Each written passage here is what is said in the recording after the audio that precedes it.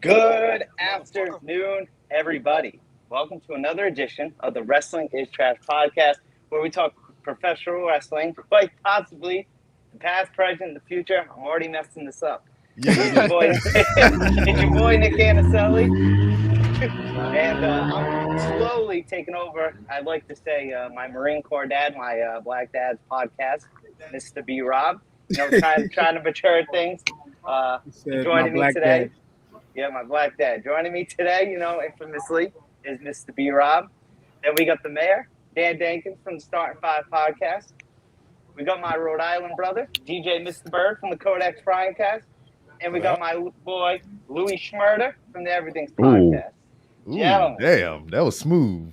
Now, that was Nick. pretty good. That thank was pretty y'all for good. joining That was me pretty today. good. I like that shit. Now, Nick, Yeah. you ran through that like last night's Fatal Five Way. Here's the thing: this is about to be yours. So make your own intro, unless you can patent what Coach B. Rob gave you. Make it your own eventually. Don't worry about getting it right or wrong right You now. on that side. You know what I'm saying? Don't worry Yeah. about getting it right or wrong, man. Hey, And I if you- just got to be quick because I know Jesus is watching. Hey yo, Jesus. acknowledge the vid. Yeah, knowledge of it. Hey, I added Tom Brady to the collection. The room's moving on up. But thank you guys for joining me. 2021, even though we're in 2022, we had a couple of delays with this. Crazy year for wrestling. Mhm. Crazy year. From the good thing of getting fans back to surprises in different companies, returns, debuts. Surprise, motherfucker. Some great matches, some awful matches. Mhm. Some great, I guess, outside work, some bad outside work. We got a little bit of everything. So I just want to go. I'll go last. But whoever wants to take it first, just hit it and try to say what you thought your year of wrestling was like. We're gonna get into different categories and stuff. But whatever you felt was pretty good today for the year. I mean, I wouldn't mind jumping first because honestly, I'm unprepared as fuck for this podcast. I have Yeah. absolutely Hey, me too. nothing to like. I know Dan is always off the cuff. I know you guys This are is- usually off the cuff. And you know that. I wanted to actually go and get like because everybody's doing the top 10 greatest matches, bro. There's no way anybody unless you or We got a maybe titty. B Rob has watched every single wrestling match this year. There's no way. So I wanted to do like a favorite matches. Because overall, I think wrestling had a really great year. Yes. Even though WWE, the product, we tend to talk shit about it a lot. Well, I mean, we like in our group chat and our allies here. Some of us like it, some of us don't. I want to love WWE, but the thing is with me is I like wrestling. Like I like the I like the performance and the act of the wrestling and the booking and the storytelling. So when I'm seeing the same every week, oh, okay, all right, cool. Hurt Business versus Humberto Carrillo and this guy again. They wrestled last week and the week before and then the week before that. But I mean, okay, they're gonna wrestle again. Like you get it becomes stagnant. So even though with that notwithstanding, WWE did some great things this year. They brought back Becky. You had Big E. You had Kofi. They did do good this year. And then on the AEW side, I think they had a great year. As far as kind of building themselves up and stacking their roster. Now, there are some things that they are very weak on also. I really find their women's division, even though they do put on some good matches, I find it a little lacking. They seem to have an issue with diversity. But, overall, as far as total wrestling goes, I had an enjoyable year. I'm really an ROH guy, so I was really saddened by what's going on with them. I'm hoping they come back, but we don't really know what's going on with that. But I mean, just overall in general, I had a pretty good and enjoyable year watching wrestling, man. I really did. There was a lot of great matches this year that I saw. Yeah. What you got there, Mr. Bird? As I'm watching, the Cowboys game at the same time because how about the boys? Yeah, the both hated. I have to agree with Lou. This was a very good year in wrestling. I'm putting across the board. I mean, with everything that's been going on with AEW. I know everybody has been having a hard time with WWE, but WWE does do a lot of good things. It's just that to me, it just seems like the end thing to do is just shit on WWE. Yeah. Because they're the Absolutely. Thanos, they're the Mad Titan, they're the Death Star. Everybody wants to bring down the evil empire, but at the same time, they have their fit. They had their moments where we're just like, yo, it makes it hard to be a fan of WWE, but at the same time, they have done some great things. This was one of the most progressive years that WWE has ever had. With Big E as champion, with 2 black women main event night 1 of WrestleMania. Bobby Lashley was champ this year. So, I mean, we've came so far. We had such a very progressive year, especially in WWE. And then, of course, everything that AEW was doing, the sad news about ROH and stuff. But yet there was still great matches to be told. The rise of the indie scene, where it's like we're seeing House of Glory getting shows on Fight TV, and shout out to Jabba Tears. Wilkins is hosting it, Battle Club Pro, Janelle from HR, who's being part owner of Battle Club Pro and stuff. So we're seeing a huge come up of black wrestlers, and and I think it was overall a positive year in wrestling. Yeah. Mr. B Rob. There it is. That's 2021. Yo, so it's been a lot different for me this year. Hey, man, I love that hat. It's very, very stylish, very nice. It is very nice. I just ordered a flatliner hat, by the way. Oh, I gotta get one of those. So this is what I did, because to get on the sidetrack, whatever. It's a black hat, green letters, red fist. Nice. Boom. But this year's been crazy for me because as y'all all know, whatever, I've been working like very, very, very much. Going overnight, back to days, back to overnight, back to days, working 7 days and a half straight, then off for a couple of days and right back at the work. So my viewing of professional wrestling has been strained. But yeah, man, it's what I've got to enjoy is the titty meat for one. You always got to enjoy that. Always. Is just being able to participate, because all y'all know that I've been going to all the local shows here that New Texas Pro produced, and just to be involved with the product, whether I'm holding the camera or this last show doing a freaking commentary and putting a cage together, hopefully not snagging my shirt and pulling my gun out of my waistband and all kinds of shenanigans that would pursue. But just being hands-on with professional wrestling has been my year of 2021, and getting to see the bounty hunter Brian Keith become New Texas Pro heavyweight champion, and to finally break out of Texas and start going to Chicago and California and a lot of these East Coast places. That's just been the icing on the cake for me, because he's the next big thing in my eyes, and I'm excited to see where he goes. What else? SummerSlam. The only good thing about that was me and Nick going to the water park.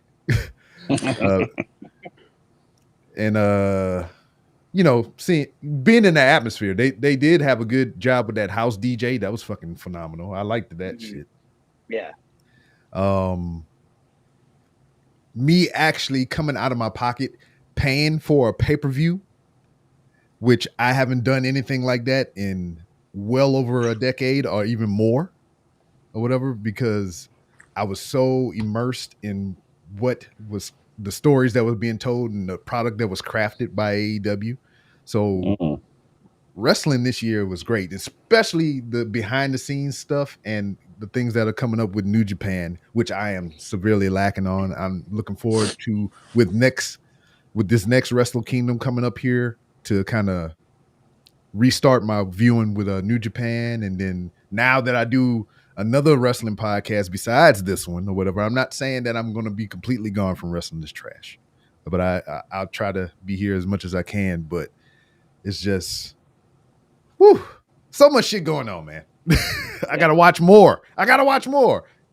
It's shenanigans is what it is. Yeah. Not to What you jump got, in, Miss- but I just so y'all can remind me later. Rob just said backstage stuff. I just want to make a mental note of that because I have a question about that. Word. Cool. Well, What you got, ask now because I can wait. No, get your shit off, and I then can wait. Get your shit off, Yeah, and then we we good. can. I'm not trying to jump on nobody. I'm not going to be as long-winded this time. You know what I'm saying? I think personally, 2021 has been the best year for professional wrestling. Yeah. Since like 96, 97. And not on the aspect of there was that faction that turned everything around, i.e. the NWO. I'm talking about backflip because I tell you to do a backflip. Shit, Man, five listen, backflips. I'm on the couch in the blanket. Wait. There's your COVID. flip. I'm good. I should just take my camera and twist that bitch. There you go. For real. That's as flippy as I'm getting. But the abundance of wrestling that has been put out there in 2021 and being highlighted has been incredible. From everybody finally, like everybody who's not like deep invested, learning about GCW by way of the Dark Side of the Ring, to then Nick Gage coming on to AEW. Then as I was telling, because we were trying to build a tournament for one of my nerd groups, and I threw in Wrestlers of 2021, and I was like, we got to do a tournament of 16. I had to throw Matt Cardona's name in there. Oh yeah. Because regardless, hate him or love him or not, that dude helped put GCW with Nick Gage on the map. Plus, taught independent wrestlers about how to get your hustle up and keep your name relevant and known out there. You know what I'm saying? That's one of them things. But then we got you, B-Rob, as we mentioned, with helping out with the new Texas Pro and things like that. There's been a resurgence of people wanting to dig further for more independent wrestling. Unlike Lou saying AEW's women's division was lacking, I think the turning point that improved them was the Thunder Rosa Britt Baker match elevated their women's division. Ooh, and yesterday with freaking Rampage, that street fight. Yeah. My goodness. Yes, but their women's division, they listened to the fans in 2020 saying the women's division sucked and improved it light years. And just the whole thing of making the product better across the board, with the exception of, and I'm not hating on WWE, but we have to say rest in peace to all of their casualties of war or casualties of hoarding that got fired during the year. But the people who do get the chance to perform still show what master professional sports entertainment should look like to a point. You know what I'm saying? Like match wise, it's still clean. You know what I'm saying? We all hit it. Did Carl hit it? I missed that. Yeah, you did. I did. All in all, I just think, there's much that we could tear down about each and every other thing. Still, to me, one of the greatest wrestling years in life. And like B-Rob said, I even sprung for a pay-per-view this year also, and I paid for fireworks, and I didn't play for fireworks. I paid for sparklers. I could have done this. It ain't even light. There we go. Now it lit. That's how fucked up that was. That's how intense. Same result. That's how intense that something that I was waiting forever for to really come to America. Yeah. Was. Somebody said they wanted a backflip. I got you. Here you go. Flip. Game over. Oh shit. There's your backflip. Game over. Perfect. Yeah, no, I'd like to. So that was wrestling. That was wrestling is trash for the night, y'all. Yeah, you can end the show here. Yeah, I don't even need to say anything. No, I'd like to think it was a really, really good year, to be honest. Like, kind of like everyone else said, there was a lot of cool shit. You know, the highlight for me was being able to reconnect with Rob. You know, SummerSlam and all that. Me, him, my girl. Had a good time, you know, little flop sometime in that pay-per-view for sure. But it was, like I said, cool seeing Brock, all that come back. But, I was jealous. Yeah. I was jealous y'all went to that, man. Yeah, it was cool though. Like, you know, like wrestling. I was drunk. You were. I would have been drunk with y'all, man. Yeah, it had me invested. I remember we were all talking, but obviously All Out. You know, I'm pretty sure muted group chat. Yeah, I'm pretty sure that's All Out got pay-per-view of the year, at least in my eyes. But man, I'm out. One of my homeboys came to visit me from back home. We're out at a bar, and obviously there was a lot of speculation between Brian and Punk. And we had a bar having a drink, and I'm over at like a club, not even a bar, club. Like motherfuckers dancing. You see me like, you know what I mean? Like invested because you don't want to miss shit like that. You know what I mean? And then obviously Punk, one of my all-time favorites, coming back. You know, that was cool. But just I kind of just like seeing the new talent in a way, and by new talent, I really don't mean NXT 2.0. Besides my Italian brother Tony D'Angelo, you know, I'll always have much love for him. But yeah, but besides that, you know, just seeing a bunch of cool shit. You know, I was happy to see like Lashley win the title. Obviously, all these people showing up in AEW and the phenomenal matches they put on. You know, that was sick. You know what I mean? You gotta love all that. Overall, yeah, I thought it was definitely one of my favorite ones. While I got to meet some, you know, new people in the year of wrestling because of that, which, you know, wrestling's its own little mafia, no matter what anyone ever tells you. Boy. I think tell me about it. I'd like to think in a way, Rob and I are kind of proof because no matter where the military's put me, I always find someone I'm really cool with, and the one, literally maybe one only common thing is that, you know. But you just find people all over the world who are invested. Went to my first show alone this year, which to me, I'll admit I'm not one of them who likes to do things alone. Anxiety, all that bullshit, but went to my own show this year.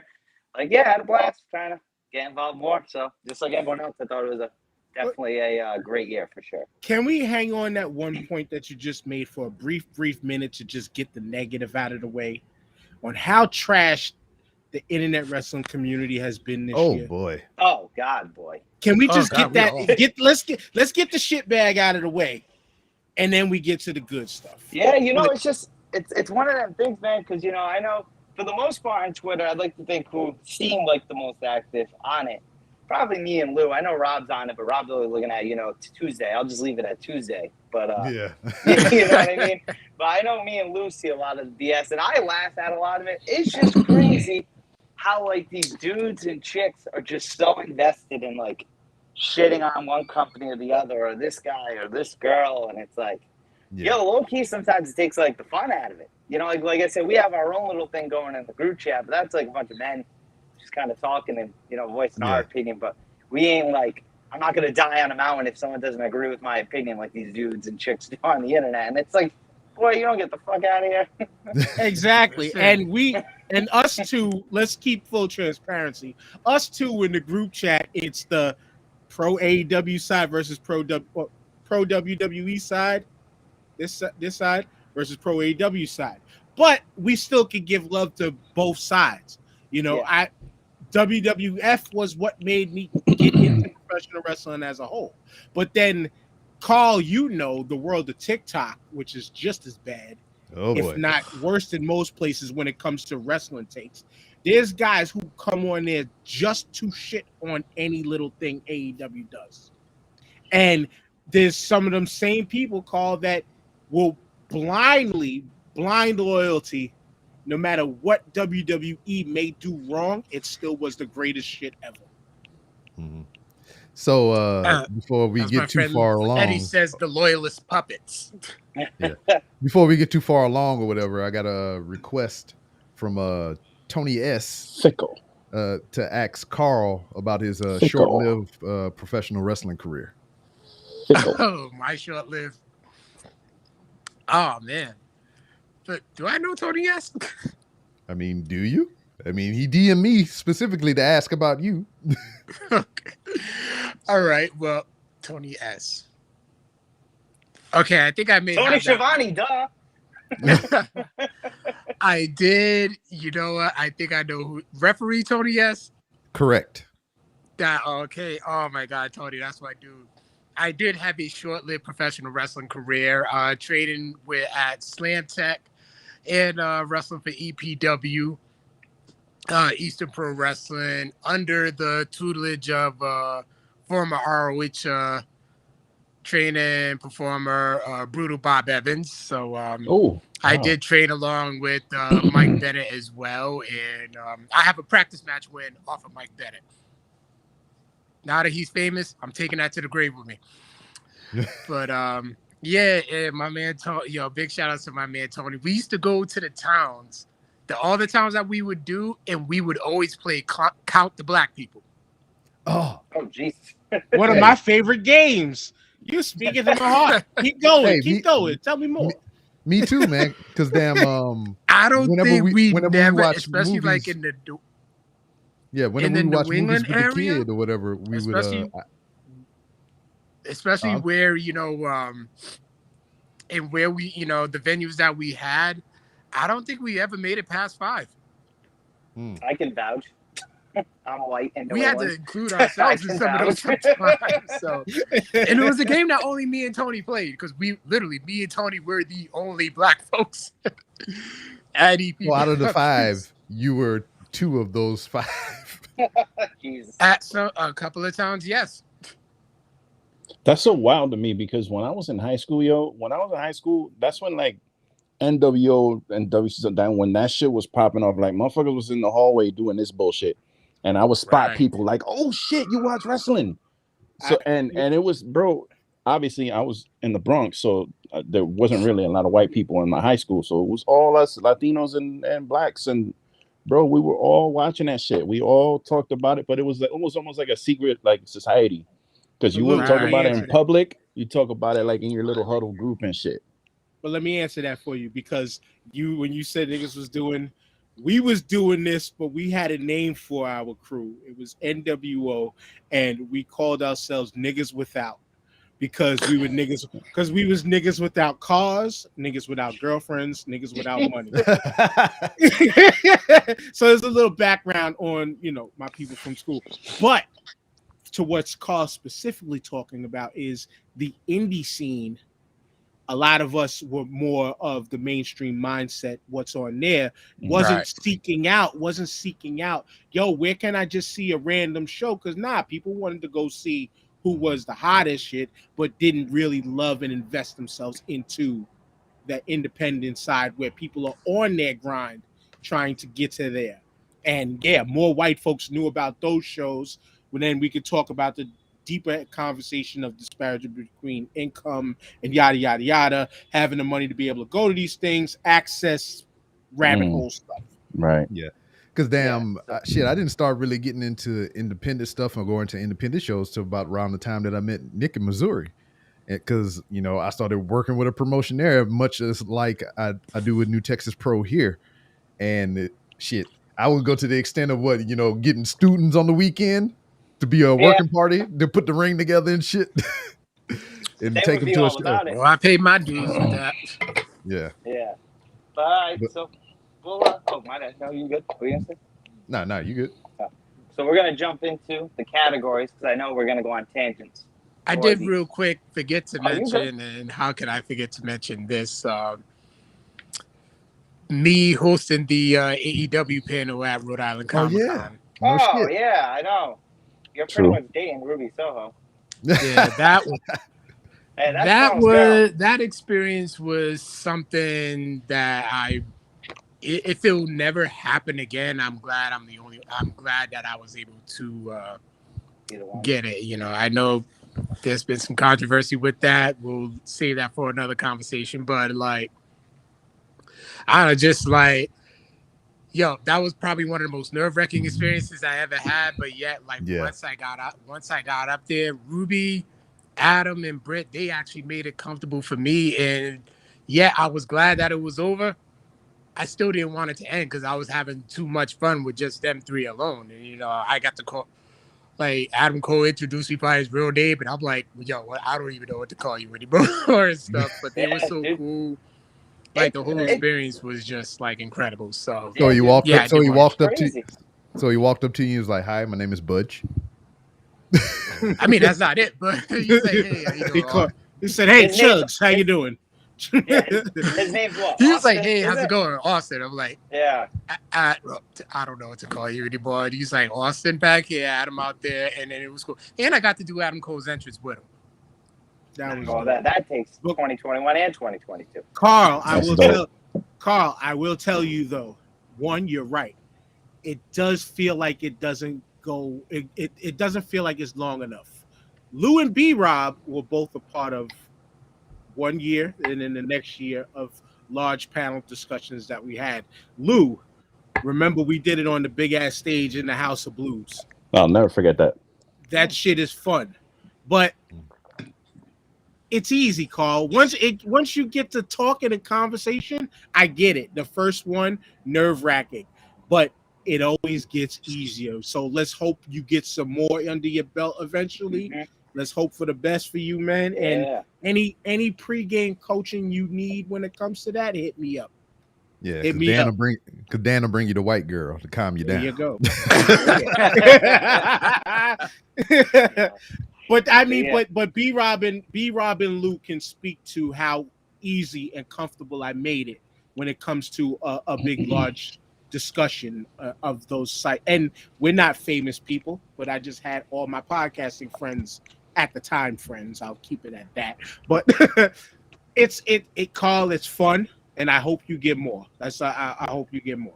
Yeah, and it comes naturally, I think, to us definitely because like you speak on the mic all the time. So yeah, Dan made it super easy for me. All I had to do was they put a mic in my hand. I started talking, and it was funny to me. I always remember this. I was standing up there with all these freaking people, all these podcasters, and like the mic finally came to me, and I'm like, all right, this is what you're gonna say. This is what you're gonna say. And I stood up and I started talking, and my fucking music started playing in the background from the DJ. He started playing like my intro music. And I had to stop for a second. I was like, "Oh shit! Like hey, this is fucking dope! Like you got my music playing in the background and shit. All right." And then that little touch like eased me up so much that I just started like babbling. It actually made things so much easier. That was one. But yeah, you did good, bro. You're already doing talking on the mic. All it is just once you start, that's it. Once you start, getting the words out, I think it's easy. Yeah, and then it's just like my whole thing was like giving people, I guess, instruction in my answers and whatnot, because I had the topic come up about sponsorship and stuff, and people would be like, "All right, so you got to do this thing here, then you got to have like a media packet and all this stuff, and you got to do this or whatever." And then they get to me, I was like, "I just asked," and they was like, "Okay," and that's, so that's my method of approach. You know what I think it is too, when you're like passionate and you just know your shit too in general. You know what I mean? When you're talking, because like 100%. Rob can vouch. Like when we were teaching brand new people together, some dudes get up there and freeze. Where luckily, I'd like to think, and I've been told, like to me, that's just natural. I can just sit here. I never freeze. Yeah, we giving Carl all this praise, and he bounced on us. He's just like, I talk too much. Hey, the Cowboys must have lost. But we'll make this we'll make it the transition point now. And hold on, I know you already said we were segueing. We did it right off the gate, giving Carl his props. But Dominique, please, you haven't been on with us in like a year or so. Hit B-Rob up. Come on, Dominique. You haven't been on with us in a minute. Come on down. You're the next contestant on The Price is Right. Okay, classic show. Staying home from school sick. But so I'm gonna list the topics we're gonna talk about quick, and then from there we'll go into them. So I know. No, don't list them all. Go hit them one by one. Don't list them all. Let's get into it. All right. So we're gonna start with male superstar of the year. So I'll start, and then we'll just go around. So I had one, and then I kind of had to make it a tie in the end. So I'll speak on it in a second, I guess, on both. But so my overall, who I first thought was Roman, and I'm like I said, I'll admit this is WWE bias to me, but man, I don't know. I was always that dude who was a fan of that dude since day one, no pun intended. And he just had a great year. No one can deny it. He was great on the mic. They let him do his thing. He transitioned to what I think is now some of the best entrance music out there currently. One of them. not the, but one of them. You know, just had some bang of matches. We all know he can go when he can do it. It just I felt he was on that chain for so long.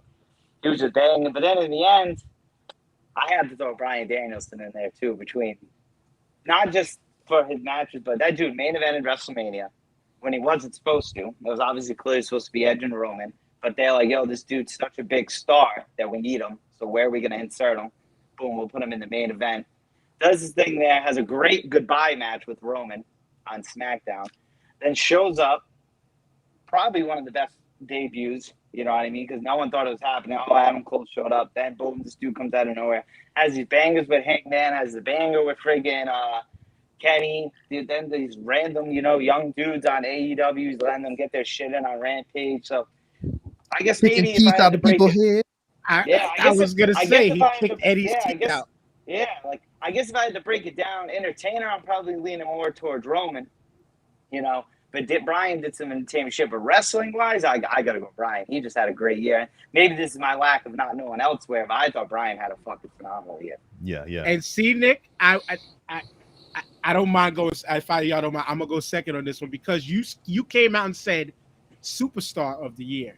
You didn't say wrestler of the year, and y'all know in the chat how I feel about that. So if it's superstar of the year, it's no doubt Roman Reigns. That dude carried the WWE through the entire pandemic.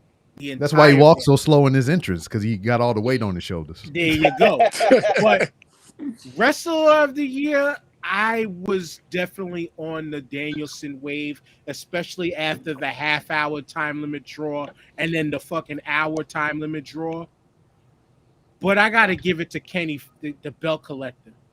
I got to give it to the belt collector. 4 belts, 3 different promotions, and held them for almost half the year. Almost half the year. To me, it's Omega. And you never got the same match out of him. Every match was different. He showed that he can go with any style, especially with the barbed wire exploding sparkler match. But I digress. Here you go. But it was, to me, it was long debate, especially with the length of time. We were supposed to do this show like a month ago, and it was been a flip-flop ever since in my head. And I got to give it to Kenny 4 belts, the belt collector. Now, let's also take this into perspective as well. This dude has come out and admit to why he's not on TV right now as well. Is just he's been wrestling hurt this whole fucking time. So I'm just, I'm glad that he's taking the time off to mend and heal and get a lot of things corrected and whatnot. But I am excited to see how he's going to perform when he's healthy and well when he comes back. Absolutely. That's what I'm looking forward to. Yeah, he definitely won me over in 20. I was already a fan, but he won me over. It's like I said, I always liked Kenny, but he definitely won me over this year. Did you see the video of him with this chiropractor? Yeah, he got put on his Bobby Lashley. Yo, but that fucking hammer shit that was taken to his neck, like I was like, damn, like I'm a big dude, but that shit might have split me up. Like that shit my head would have popped the fuck off. Yeah, but like a quick 1-minute rant about that. So I remember seeing the shit about. Remember Bobby Lashley was doing the same thing, but like pretty much up his ass. Yeah, so I was like, what the fuck? And then that's the same dude though.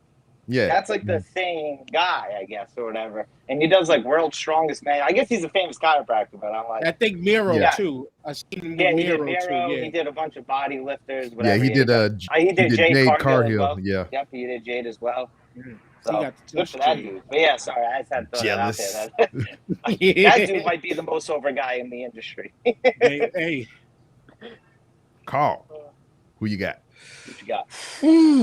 Well, wait, B-Rob, you co-signing me. Was that your answer? Y'all put up some really good, interesting points with the likes of Omega, Reigns, and Danielson. I gotta say, Adam Cole. Adam Cole still kept that same energy. He's still, we still got that same, those same big matches that we were able to get. I mean, he still hasn't gotten quite there yet in AEW, but yet his debut made like a huge splash. I gotta go with Adam Cole on that one. I'm calling bias. That's bias, but I love it. Yeah, that's And, my friend, but and just That's in my time, dog. Hi, Miss. just in Hey, time to guys. give her thoughts and Miss opinions. Dominique. Who is your professional wrestler of the year, 2021? Oh shit! Damn. I mean, is it Just Wardlow? jumped in, boom, go. On the spot. Wardlow. Like boom. Well, 2022 is a year of Warlow. I've already said that my man is breaking free. He is not in the cave. Okay. Like some people tell me, like keep Wardlow out the cage so he can come and wrestle it. There's a reason why he's been in the cage, because one, we tired of dealing with MJF and his bullshit.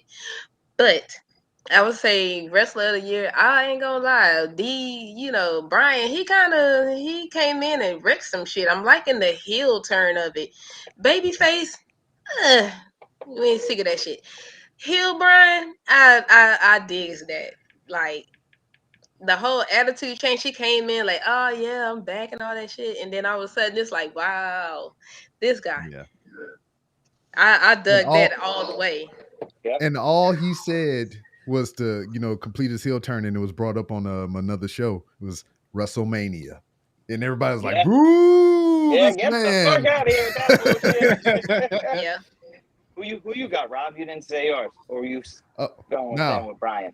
So, my wrestler of the year is on my shirt right here. It is the bounty hunter, Brian Keith. And the reason that independent wrestler is my wrestler of the year is because I believe that he is the next big thing. And the more that I talk about him, the more people will know about it. We already got one of those. What? The next best big thing. We already got one of those. No. The bounty hunter, Brian Keith. Only professional wrestler that is sponsored by Swisher House. So Shit.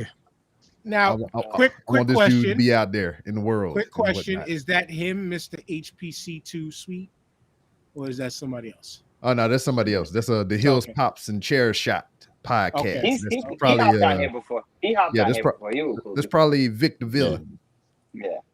What you got, Lou? So, of course, I like to say I'm an ROH guy. Honorable mention Roosh. Honorable mention Bandito. They've had some tremendous matches this year. Honorable, I don't know much about Will Ospreay, but I've seen a few of his matches this year, and that dude is bro. Like, listen, I'm not a New Japan guy. I don't know much about New Japan and those promotions, and I've always heard those two names, Jay White, Will Ospreay. I always hear those names, and I never really watched them because I just don't have the time to watch all the. It's too much goddamn wrestling. You're so I can't watch me. all. It's too much, bro. So I finally got to see Will Ospreay wrestle on Warrior Championship. I think I told you guys about it that I was watching. Mm-hmm. That guy won me over. That guy he's fucking great. That guy, like, he lives. It's weird because he wrestles like. I hate to say this shit because this is the R word is you don't want to be using this shit, but this motherfucker wrestles like this shit is real. Like if he loses, he's gonna die, and he's gonna be personally fucking offended, and his family's gonna be personally offended that he loses. And watching him do that gimmick in matches is tremendous. But he gets an honorable mention because again, I haven't seen a lot of his matches.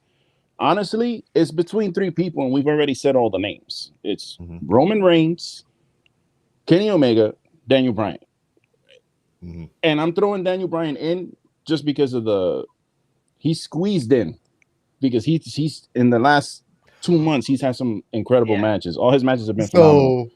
So, I mean, he's keeping up with the trope of like, if you have two people that you're on the fence about, you slide Daniel Bryan in there for a triple threat. Yeah, man. Well, no, it's funny because before you finish up, Lou, it's funny because when we were supposed to do this a little bit ago, and I just had Rowan, but like Lou just said, this past month that man went off, so it was like, I just some love. Honestly, I know in the chat. Again, I bring the chat up. I know I tend to be the WWE complainer. That's how it comes off. I complain because I love them so much. But Roman Reigns, bro, I'm so happy for that guy. I'm so happy for that dude because when he first came out, he had his Shield thing. He got popular and people started hating him, that whole thing. But when he went and got them veneers, When he went and got them veneers, and he came back.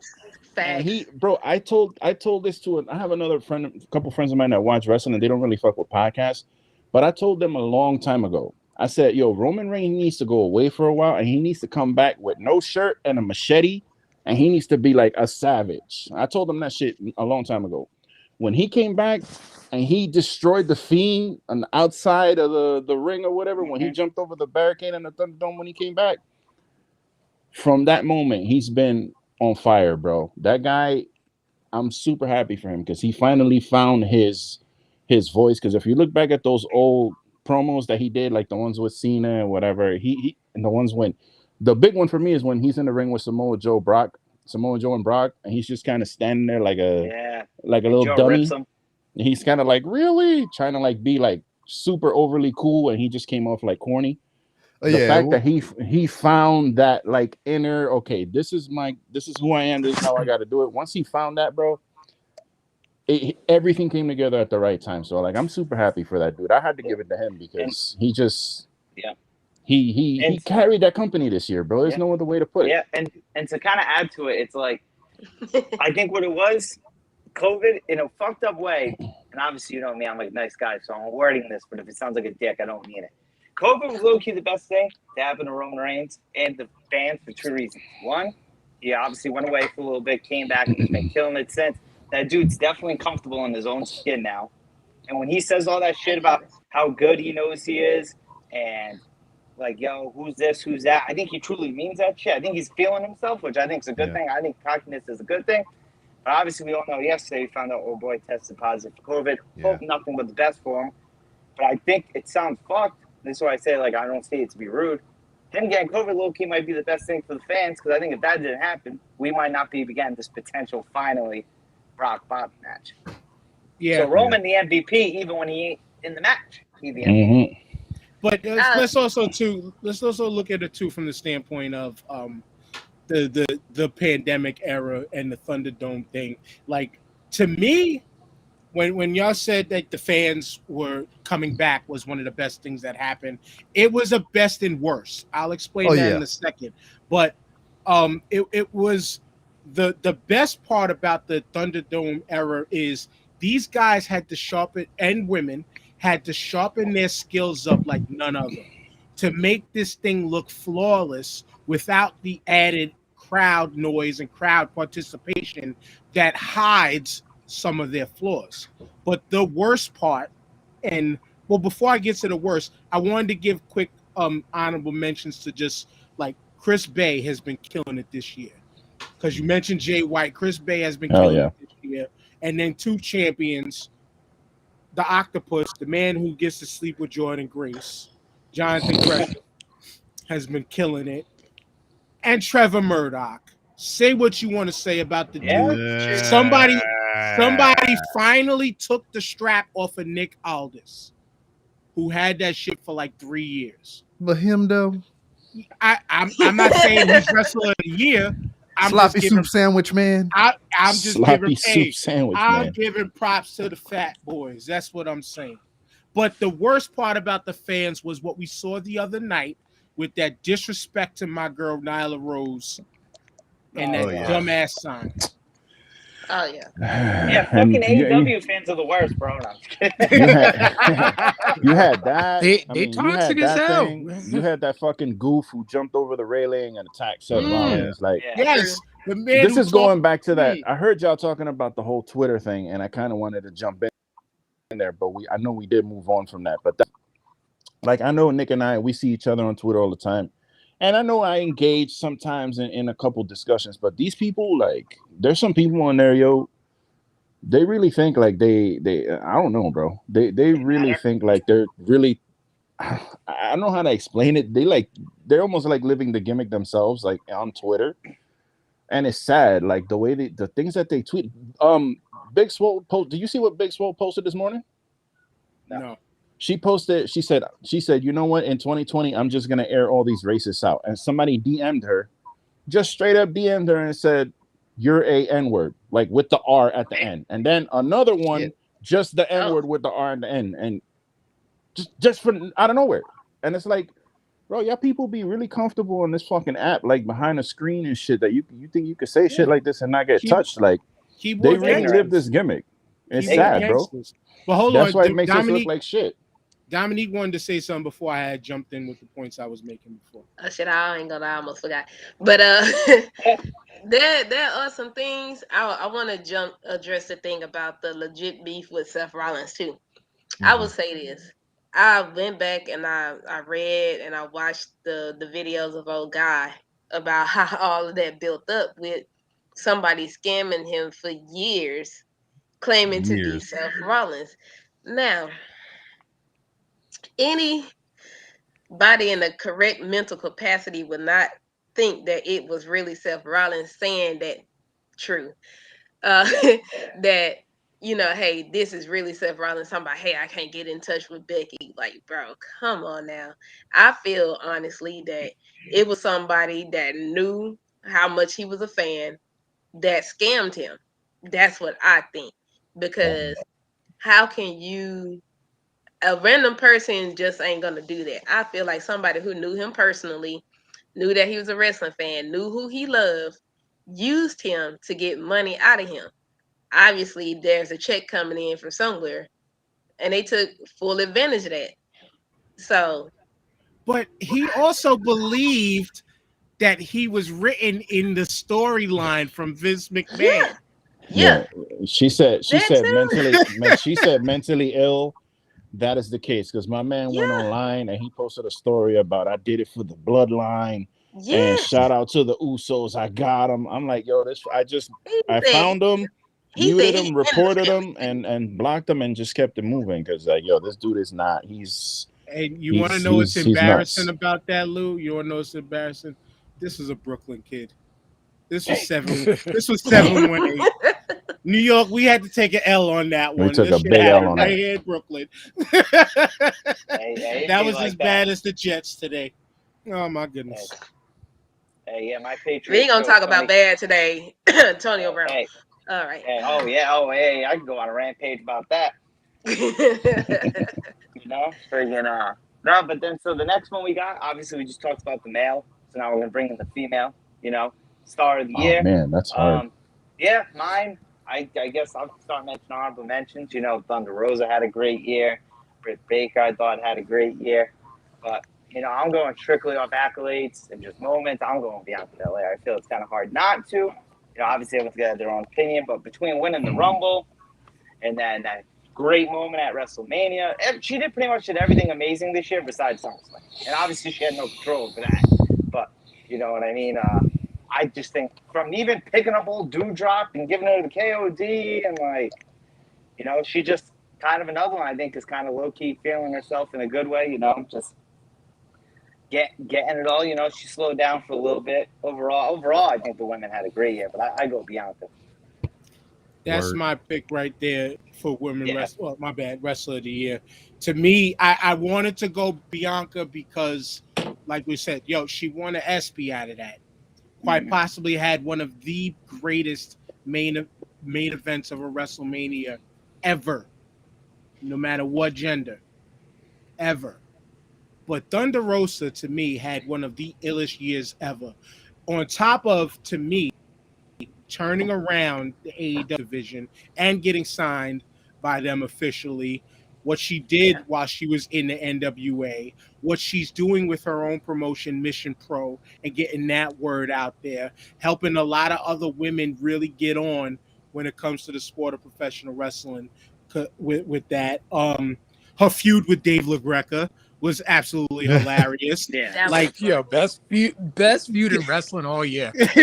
My man went through a whole bottle of water or some shit. I think to me, Thunder Rosa, even without a championship, has really put on the best this year. But to say that though, right? To agree with you, sometimes you show how good you are when you don't have a belt. Absolutely. Right. Absolutely. That's why, like, the chase is always good, but what are you going to do once you get it? Mm-hmm. What you got, Rob? Also, my pick of female wrestler of the year was an independent pick. I chose the current and reigning ROH Women's Champion Roxy. Roxy. She is only 20 years old, and she's been wrestling for well over 5 years. To say, And she just turned 20, right? You just turned 20. Just turned 20, bro. Where'd she sign to? ROH. She was with ROH, but we know the state of that company right now. They're on hiatus, so we don't know whenever they come back in April, supposedly, if she'll still be a part of that. But she didn't she? I mean, didn't she end up in the NXT training thing? Wasn't she there? That's another thing as well. She went to the tryout, and supposedly, word on the street is that she is signed to NXT. Supposedly, and once again, as supposedly, the last show that I did the commentary for was presumably her last independent match, or at least her last match with New Texas Pro Wrestling. So I don't know. It's yet to remain to be seen, but Roxy is another one that's on the rise, and that's going to be another one that I give the pick to. Ms. Dominique, who you got? I would go with, honestly, it's been a hard one for me because I've been over here thinking the whole time. I'm going to say MVP, literally most, I ain't going to say most, well, I'll say this, most improved has been Britt Baker. She has came a very long way from how she started off. And you can tell she came a long way because the clothing changes as she got better. And I noticed that the better you get, the better your clothes change and all of that. I'm like, okay, I'll give her some credit, but I'm always Miss Thick Thighs, Safe Lives. Come on now. Yeah. that's my girl right there. And she has improved herself. I've been watching her workouts and toning up and trying to get herself better, especially since that match which she had teamed with shit, I can't even remember names right now. But I try to catch everything as I can because I work for the place where y'all like to order everything from. So my time frames be off. So I try to catch when I can, but I'm gonna kind of roll with Jordan Grace, but runner up Britt Baker. Britt Baker. Thick thighs do save lives. Facts. Bird? What? Mr. Bird?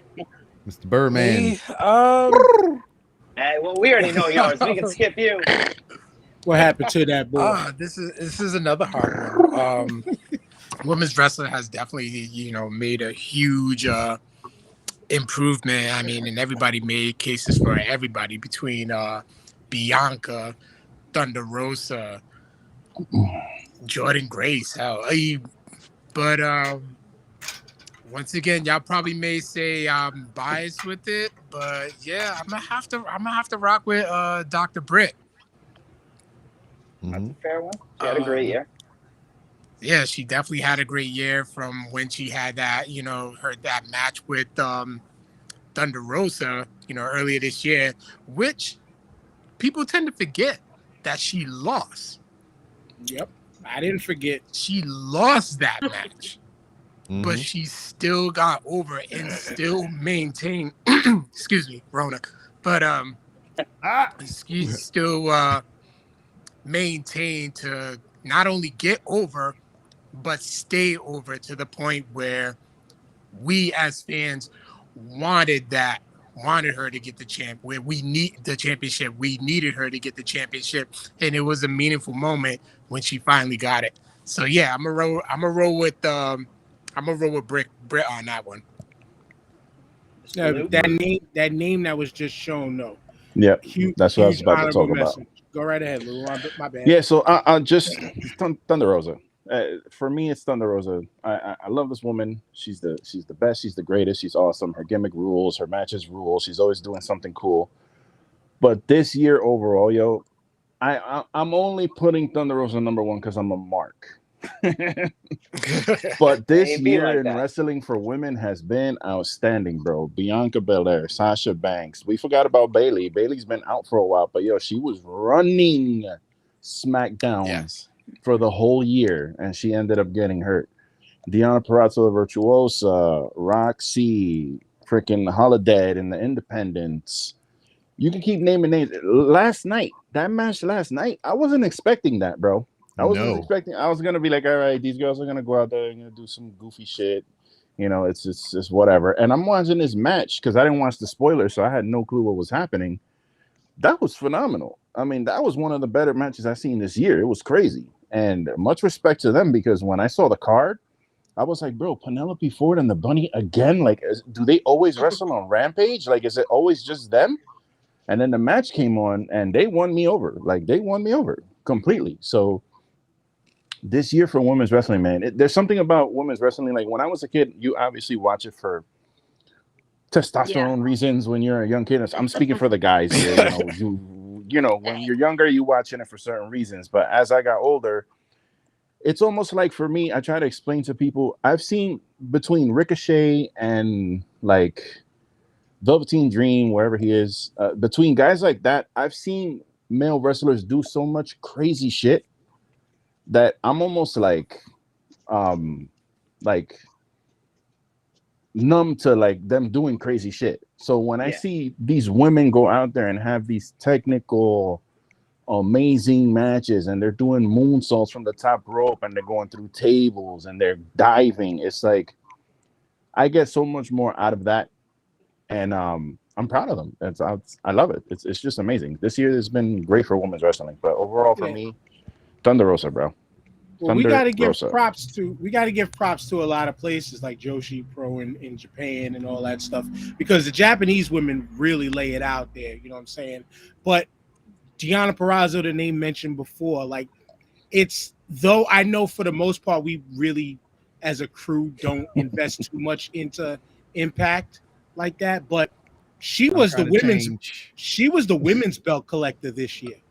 Yeah, with the Impact title and the AAA title, and I believe, I don't know if she's still running with both, but how could you deny that? You know what I'm saying? And the thing is too, if what Rob is saying is true, Roxy's gonna drop the belt to her. She's gonna drop the ROH title because they're supposed to wrestle for the ROH women's title. So if she's signed, she's probably gonna drop it to her. So there's gonna be another belt. Now she's gonna have the La Quina de las Reinas, and she's gonna have the freaking ROH women's title. So she's just gonna keep collecting belts.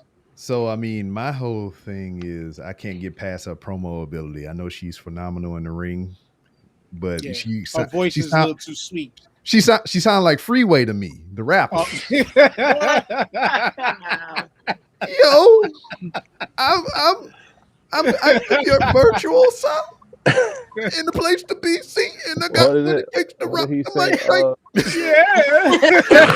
got the hood on blast. Step on stage and get ghost, nigga. So now you forever have that. That's a great reference. You forever have that in your mind from here on out. That's a super specific reference to like these group of people. That was very good. Yeah, that was a good one. The next one we got, I'm gonna switch it up. I had your fan moment of the year. So you just your moment, your individual moment. Oh, I got it. That was your favorite. Oh yeah. The excitement for the exploding sparkler barbed wire match.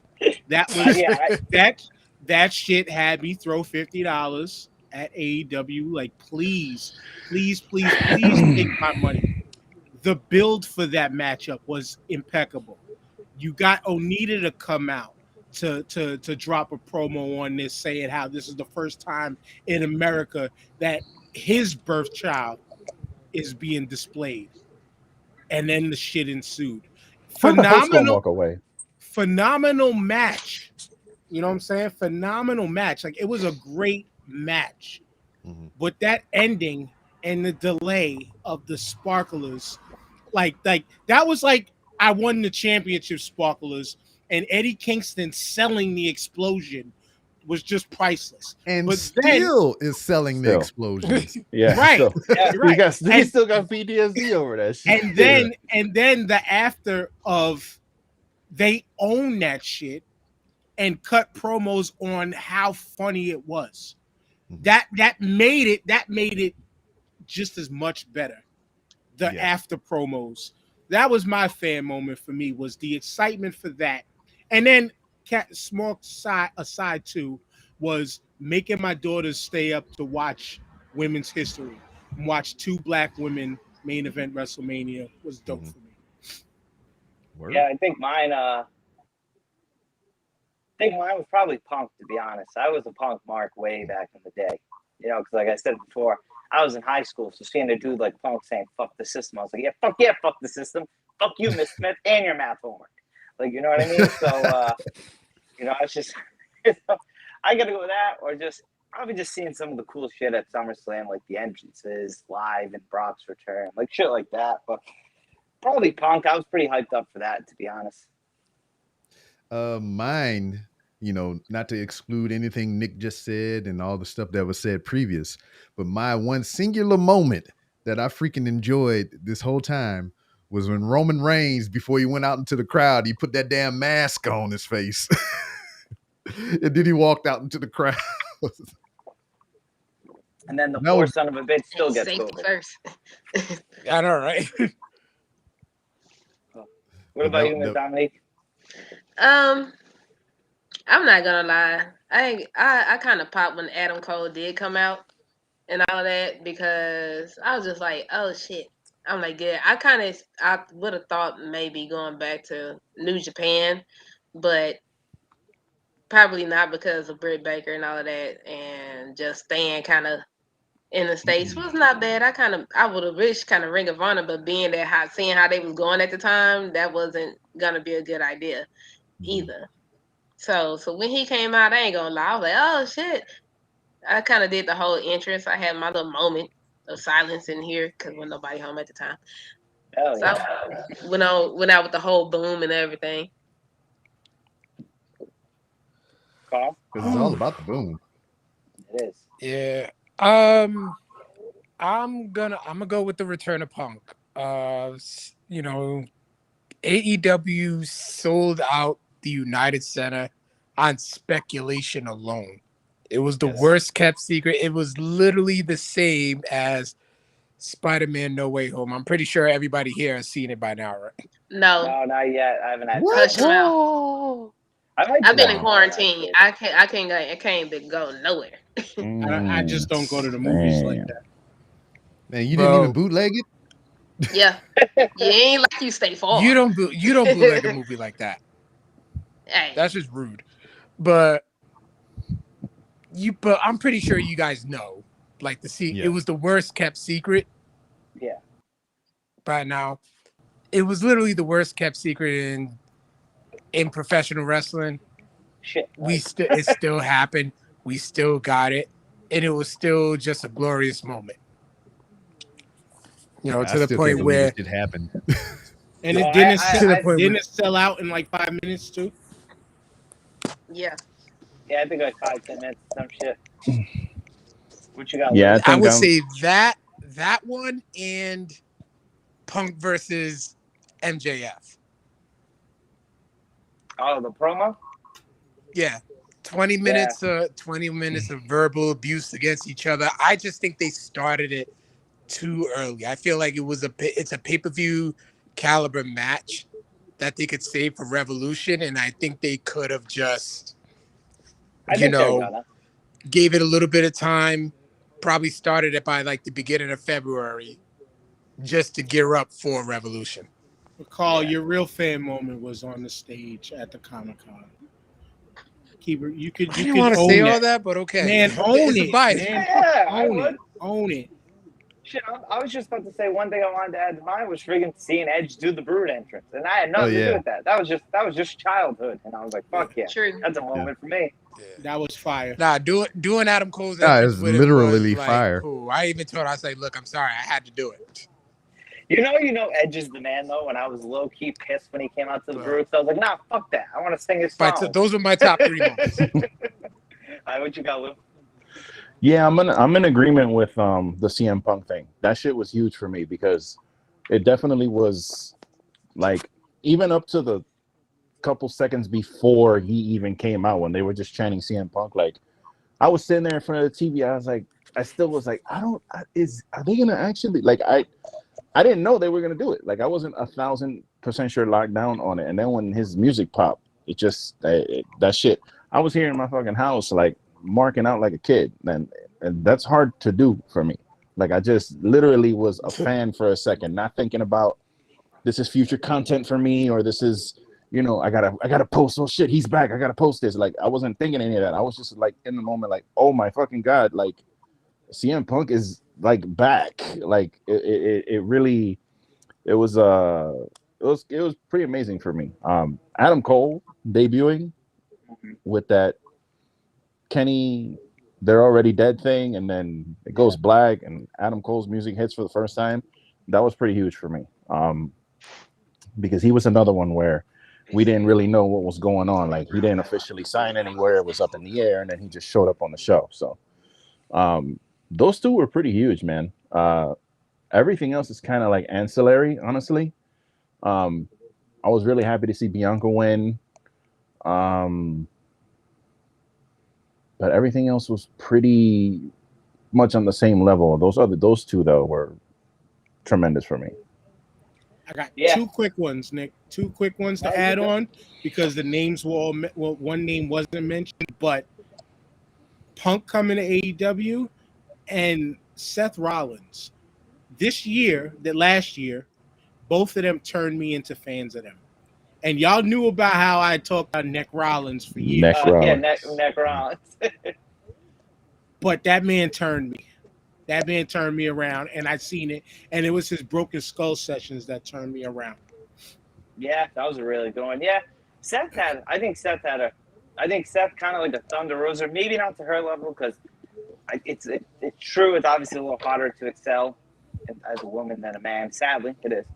But he had a great year too for not having a strap. I thought, that feud with Edge and putting Cesaro over at Mania, and then his crazy ass outfits. Yeah. Put Cesaro over and did nothing with him. What's funny about those? What's funny about those outfits that Seth was wearing? Every time that he wore a different jacket or something like that, it started popping up on my Instagram feed. Amazon feed for me. I was like, God damn. Good old Uncle Al, go Rhythm. Yeah, I think a lot of people just shined this year, like for real. That's why we keep saying 2021. Next I got pay-per-view of the year. I'm going all out. It seems like it's kind of, at least for me, they had some friggin' banging matches. Two people, debuting. Well, one return match after 7 years.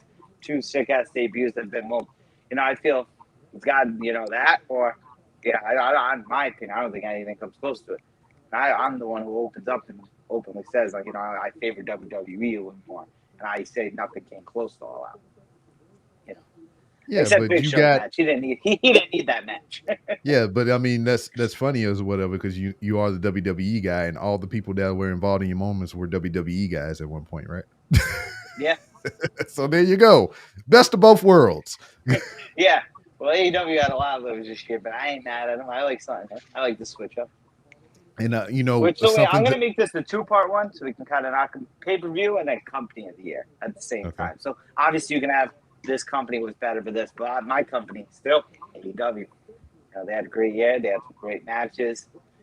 Great signings, great things they're doing. People like, I love MJF now. I was whatever at MJF when he first signed. Like, I didn't hate him, but like, that dude sold me probably more because of what he's doing lately with Punk. And I love how AEW kind of relates why like the company I voted them more. It's like, they're letting this dude talk about how he's willingly gonna get offers from like WWE. Like the great bit of 2024. Like, it's crazy that they're allowing him to do that, because WWE would never fucking allow that. The closest thing they got, the closest thing they'll do, which maybe that's them being professional. I don't know. I'm a shit talker, so I like shit talking. But the closest they get is simply Edge said they're talking about you on the other show to Miz. Like, that was it. That's like the furthest they went. But the fact they let him do that, that's why also they're my company of the year. For little shit like that they get to do. And the matches are just, great. Yeah, I'll give you All Out, same thing. Despite the I could have threw WrestleMania in, but only night one. But night one really was just that moment of Sasha and Bianca, in my opinion. So yeah, All Out, the debuts and all of that. Company of the year, Likewise, AEW and GCW. Yeah, they had a great year. Because AEW and the Forbidden Door of the first half of the year gave light to everyone. Like that's what made the boom in professional wrestling outstanding. Was No, because it didn't. No, it didn't. No, it didn't. It was Adam Cole that made the boom. well, anyway, but the boom in fandom and professional wrestling and the world Oh, I'm upset. being exposed to everything. Lou doing the backflip again. There you go. Sorry, my phone's like at 2%, so I'm trying to make sure it doesn't die. There you go. But like it again, the elevation of GCW was thank you AEW. Thank you AEW for making us pay attention to Impact. Making us pay attention to Impact, which was, and I, again, didn't watch too many matches, but you started to realize what was going on and stuff. Christian Cage winning the Impact title and then running over there. And AEW was the company of the year because of the freedom again in professional wrestling, allowing their wrestlers to cut their own promos as long as they kept it on topic, but they didn't hand them a script. There was freedom.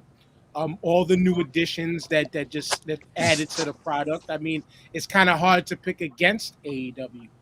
It's kind of hard to pick against them, especially B-Rob, when the Big Show was cutting everybody because they were hoarding everybody because of AEW's presence.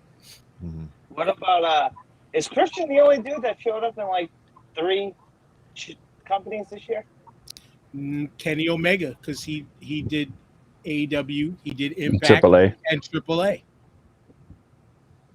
Yeah, I guess. And then not to higher, but yeah. And then too, we again Forbidden Door, Tony Khan allowing his guys to get independent bookings. There were probably wrestlers who did more appearances than them. Yeah. But if we're talking on the upper echelons,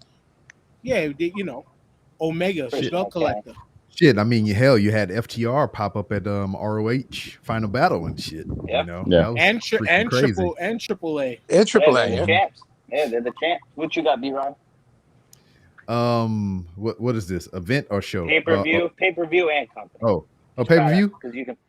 Yeah, pay-per-view for me was All Out because of all the things, and like I said, in decades I have never spent money on these pay-per-views, and this was like the first time that I legit went to the app, typed in my credit card information and everything, put the expiration date, then flipped it over on the back, gave him the little 3-digit pin, and I was like, sign me up. So All Out is it for me. And then also, I mean, outside of New Texas Pro Wrestling, AEW is the show. It's just I've enjoyed everything they've done.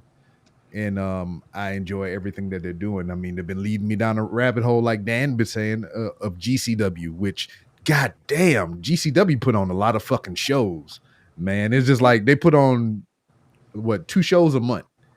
And it's just blowing my fucking mind, all the content that they're producing over there. A little of it is hit and miss, I'm not going to lie. But for the most part, it's all thoroughly enjoyable. But yeah, that's it. Dominique?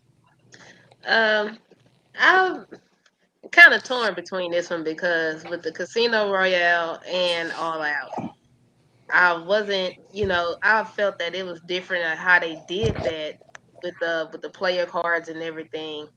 Because like, who has done that far as a pay-per-view? Like, nobody has.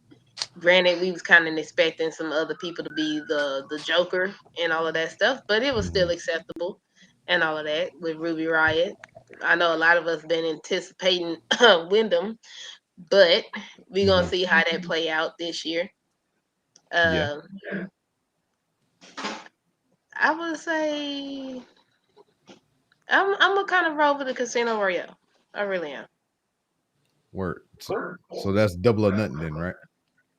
Yeah. Yeah. Yeah. All right. Yeah. Word. Carl? All right, Carl. I'm gonna go along with Dominique and go with Double or Nothing as well. I remember watching that one live, and just so there was a lot of appearances, a lot of surprises as well. Especially with nobody expected Mark Henry to show up and announcing that he was all elite. It was the first crowd back with it was the first AEW crowd back with the full crowd. So, and then also, the Stadium Stampede match between the Inner Circle and the Pinnacle. Yeah. With how that played out. That was just an all-out great event. Hard to compete with All Out because, Punk returning, Adam Cole, Ruby Soho, and Bryan Danielson debuting and stuff, but Double or Nothing has not even, until Dominique spoke up, it hasn't even got a mention, and it was one of the best pay-per-views this year. So, and obviously you really can't go against with what AEW is doing right now. So, yeah, those are my picks: AEW and Double or Nothing. At a side, Jeff Jarrett is going to be fighting Effie apparently. Yeah. He showed up last night. Yeah, he showed up last night. Yep. What the and whole Scotty shit? Tuhati. Oh yeah, I knew about Scotty Tuhati, but fuck. I thought Jeff Jarrett was still with WWE. To be honest, I never knew he left. Nah, apparently he left in January last year. Yeah, I had no idea.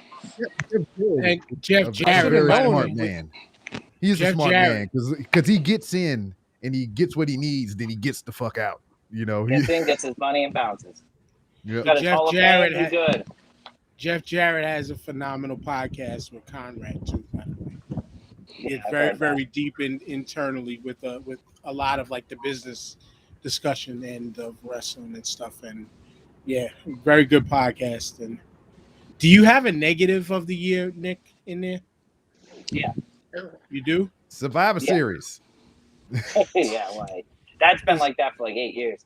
But what you got for Company of the Year and Pay-Per-View of the Year or Premium Live Event as WWE? Yeah, Premium Live Event. Well, I guess I don't think it's anymore. I mean, yeah, TV specials count as well because that was one of the questions that was asked. So you got winners coming and War Games and all that stuff, things that weren't traditionally pay-per-view but special events, pretty much. Yeah. What you got, Lou? I think Lou is frozen. We got Frozone. He is shocked. I think because he was having his batteries dying or some shit like that. Yeah, I remember you saying that. Yeah, so what was I say? Go ahead, talk, Lou. There you go. He's doing wax on, wax off. I seem to be having technical difficulties on my side. Echo and we got you now. I don't know if mine sounds rap or not. But you sound good. I think it goes. You sound good on our AEW. Okay, good. I'm just gonna talk because it looks like shit on my. So I think it just goes without saying that AEW is the Company of the Year. That's awesome. Lou did it. Winter has come and gone on his feet. Yeah. All right, so we'll switch. We have only a few more, but as far as so now we're gonna go into the negative, actually. So just negative moment of the year, just negative, whether it's a match, whether it was just something that was awful, whether it was this, whether it was that. Mine, I'll start first. Mine's a little obvious, and I definitely think that ending to Revolution, and that's not me. And here's why it's mine. As I'm the young buck of the group and all this, and I hear you guys talk about that stuff before, so I think it's going to be dope. Obviously, I knew because I'm realistic, it wasn't going to be like how it was. I don't know. I didn't do it for me, but I would say that's probably one of them. And then I had one other one for WWE. It's just kind of I just did not like just the freaking why am I drawing a blank right now? I don't know. One definitely stood out there was Nikki Ash winning Money in the Bank. So out of everyone in that match, I did not want her to win. I thought they had a lot of other potential out there. They definitely could have used. And just how it went. I could keep going forever. Scripted promos, a whole bunch, but those are two that just instantly came to mind. I like you know, but overall, I'm like the positive guy in the world. So like for me to actually find something I legitimately did not like is usually like slim to none. And I know it pisses people off because I try to find the fun and everything. But like I can honestly confidently sit here and say there wasn't anything that was like, yo, fuck this moment. Like, fuck this. This is stupid for me. Nikki ASS was fun. Go ahead, B-Rob. So my worst moment of this professional wrestling year, need to get in real close for this, is you sorry wrestling fan motherfuckers. You was the sorriest part of goddamn 2021. Yo, can you solo yourself though? Can you put yourself as like the main and give you? Can you just take over all the screens? Yeah, that angle was perfect. What? Put me up what is here. This? There you go. All right, you put you on the side. Oh shit! Fancy. You sorry bastards. You go here. First of all, you use a bunch of stupid motherfuckers because you look like you're doing a Shield you promo. pay your money to go sit second row to hold up a sign with some negative comments about like the shit that you spent your whole fucking paycheck to get these seats to do this shit, and you didn't care until I put the mask on. No one cared who I was until I put on the random hat. Yeah, and you just a bunch of sorry son of a bitch. You cause people fucking mental anxiety and shit. You got them watching their back when they go to their fucking cars in the parking lot because you want to swarm a bitch or whatever, being creepy. You goddamn, you don't put deodorant on a lot of times. Yeah, I'm attacking your personal character, you sorry sons of bitches. But goddamn, can if you don't like the shit, if you're gonna fucking complain, don't watch the shit. That's all I'm saying. If you got something negative to say every time you see some shit, go outside, or in the words of Paul fucking Griffin, go touch some grass and get some bitches. How about that? Can we do this? Just shut your fucking mouth, because nobody gives a fuck about your opinion. Not nobody, not none of us, not none of these people on the side over here. They don't give a fuck about what you say. I could say some real vulgar shit, and you know I might get canceled on the internet, but I do an internet podcast, so I'm not going to say that. But you need to get your life together and daggone enjoy. Find something you enjoy, because obviously it's not fucking professional wrestling. And get off my fucking timeline. Get out my goddamn mentions. Well, does anyone else want to say anything? Yes. Yes. One. Bravo. Number one for me is the WWE and their cuts. All that hoarding they did because, in my opinion, because AEW was in town. No, I am mad at it because of this. They were having. I'm sorry, Bob. I wasn't talking to you. They were having record numbers in profit, but their excuse to cut people was budget cuts. But number two is Booker T. Okay, so let's hold on. I get what you're saying, but we got to realize that the internet is a fucked up place as well. So a lot of the quotes that we might have heard might have been some doctored shit that people made up. But a lot of the time he is on some fuck shit. B-Rob, if I stopped listening to his Hall of Fame show because it was just as bad as the internet wrestling community who stands for the WWE. Now, granted, the man gets paid by the WWE till this day. He's still on all their pre-shows. Till this day. And I am a huge fan of Booker T. But it just, to me, it's absolutely disgusting that what does come out of his mouth, and it's always anti-AEW. Just because you get a check cut by the WWE doesn't mean you got to shit on your rivals all the time. You got to pick and poke holes through all your rivals, or through all the rivals every single time you are on a microphone. They are doing good shit out there. I'm sorry, it's not as he likes to call it. They're doing the same Shakespeare as the WWE would be doing. But it's like, cool the fuck down. And like Carl mentioned, the big surprise of Mark Henry being all elite was a shocker. And even Mark Henry on a day, whenever he was on the radio show, at least was before he signed all elite, everybody thought he was a WWE shill. But he would tell you, I love pro wrestling.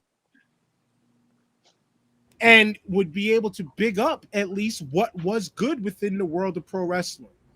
It seems anytime something AEW does good, especially when it comes to talents who just left WWE, he's finding something wrong to say about them. I even watched a video of Shawn Michaels 2 days ago saying much success to these guys. It sucks that they're not with us, but I'm happy for everything that these guys are doing. Was he looking at the camera whenever? Yes, yes, he was. You know you got the... yeah. All right. He got the googly eyes sometimes. It's, that old coke flow, that old coke flow coming back sometimes and fucked up his vision. But with Booker T, it seems to never be anything good for anything non-WWE related that comes out of his mouth. And it's depressing. And not depressing, but it's heartbreaking, and it shows you don't really love. To me, it's like you do own a school, but do you really love the sport as a whole? It draws that fair question to me. Yeah, I ain't gonna argue with you because he does say some wild shit. But there's a lot of motherfuckers out there who don't give WWE the credit it deserves. It shits on everything they do and wipes AEW. You know me, I find the positive in everything. Nick, yes, I agree. And even when we have our discussions, you give credit where credit is due. Mm-hmm. And you don't do that. And it just seems that he doesn't do that. He doesn't do it. Like you lost a fan, and I in the ring. Booker T is still one of my all-time favorites, especially as a black wrestler. He might be number one all time. It's because you can. You know what I'm saying? Huh? You said because you can dig it. No, because you can dig it. Oh yeah, no doubt. But and I mean all his accolades and everything. Like, and again, man, this is Captain WCW. Like, this is WCW's last world champion. You know what I'm saying? Like, it's just sometimes it's hard to get over what this man says, and he lost somebody listening to his show behind that. I'm sure I might not even been the only one. I just never started. So yeah, same. What you got next, Nick? Or do we get everybody? We'll go with Lou. What you got, Lou? Yeah, so I think can y'all hear me? Because I don't have a mic plugged in. Okay, so I think the worst thing for me this year was not so much the releases, because it seems like for the most part, most of those people are happy with being released.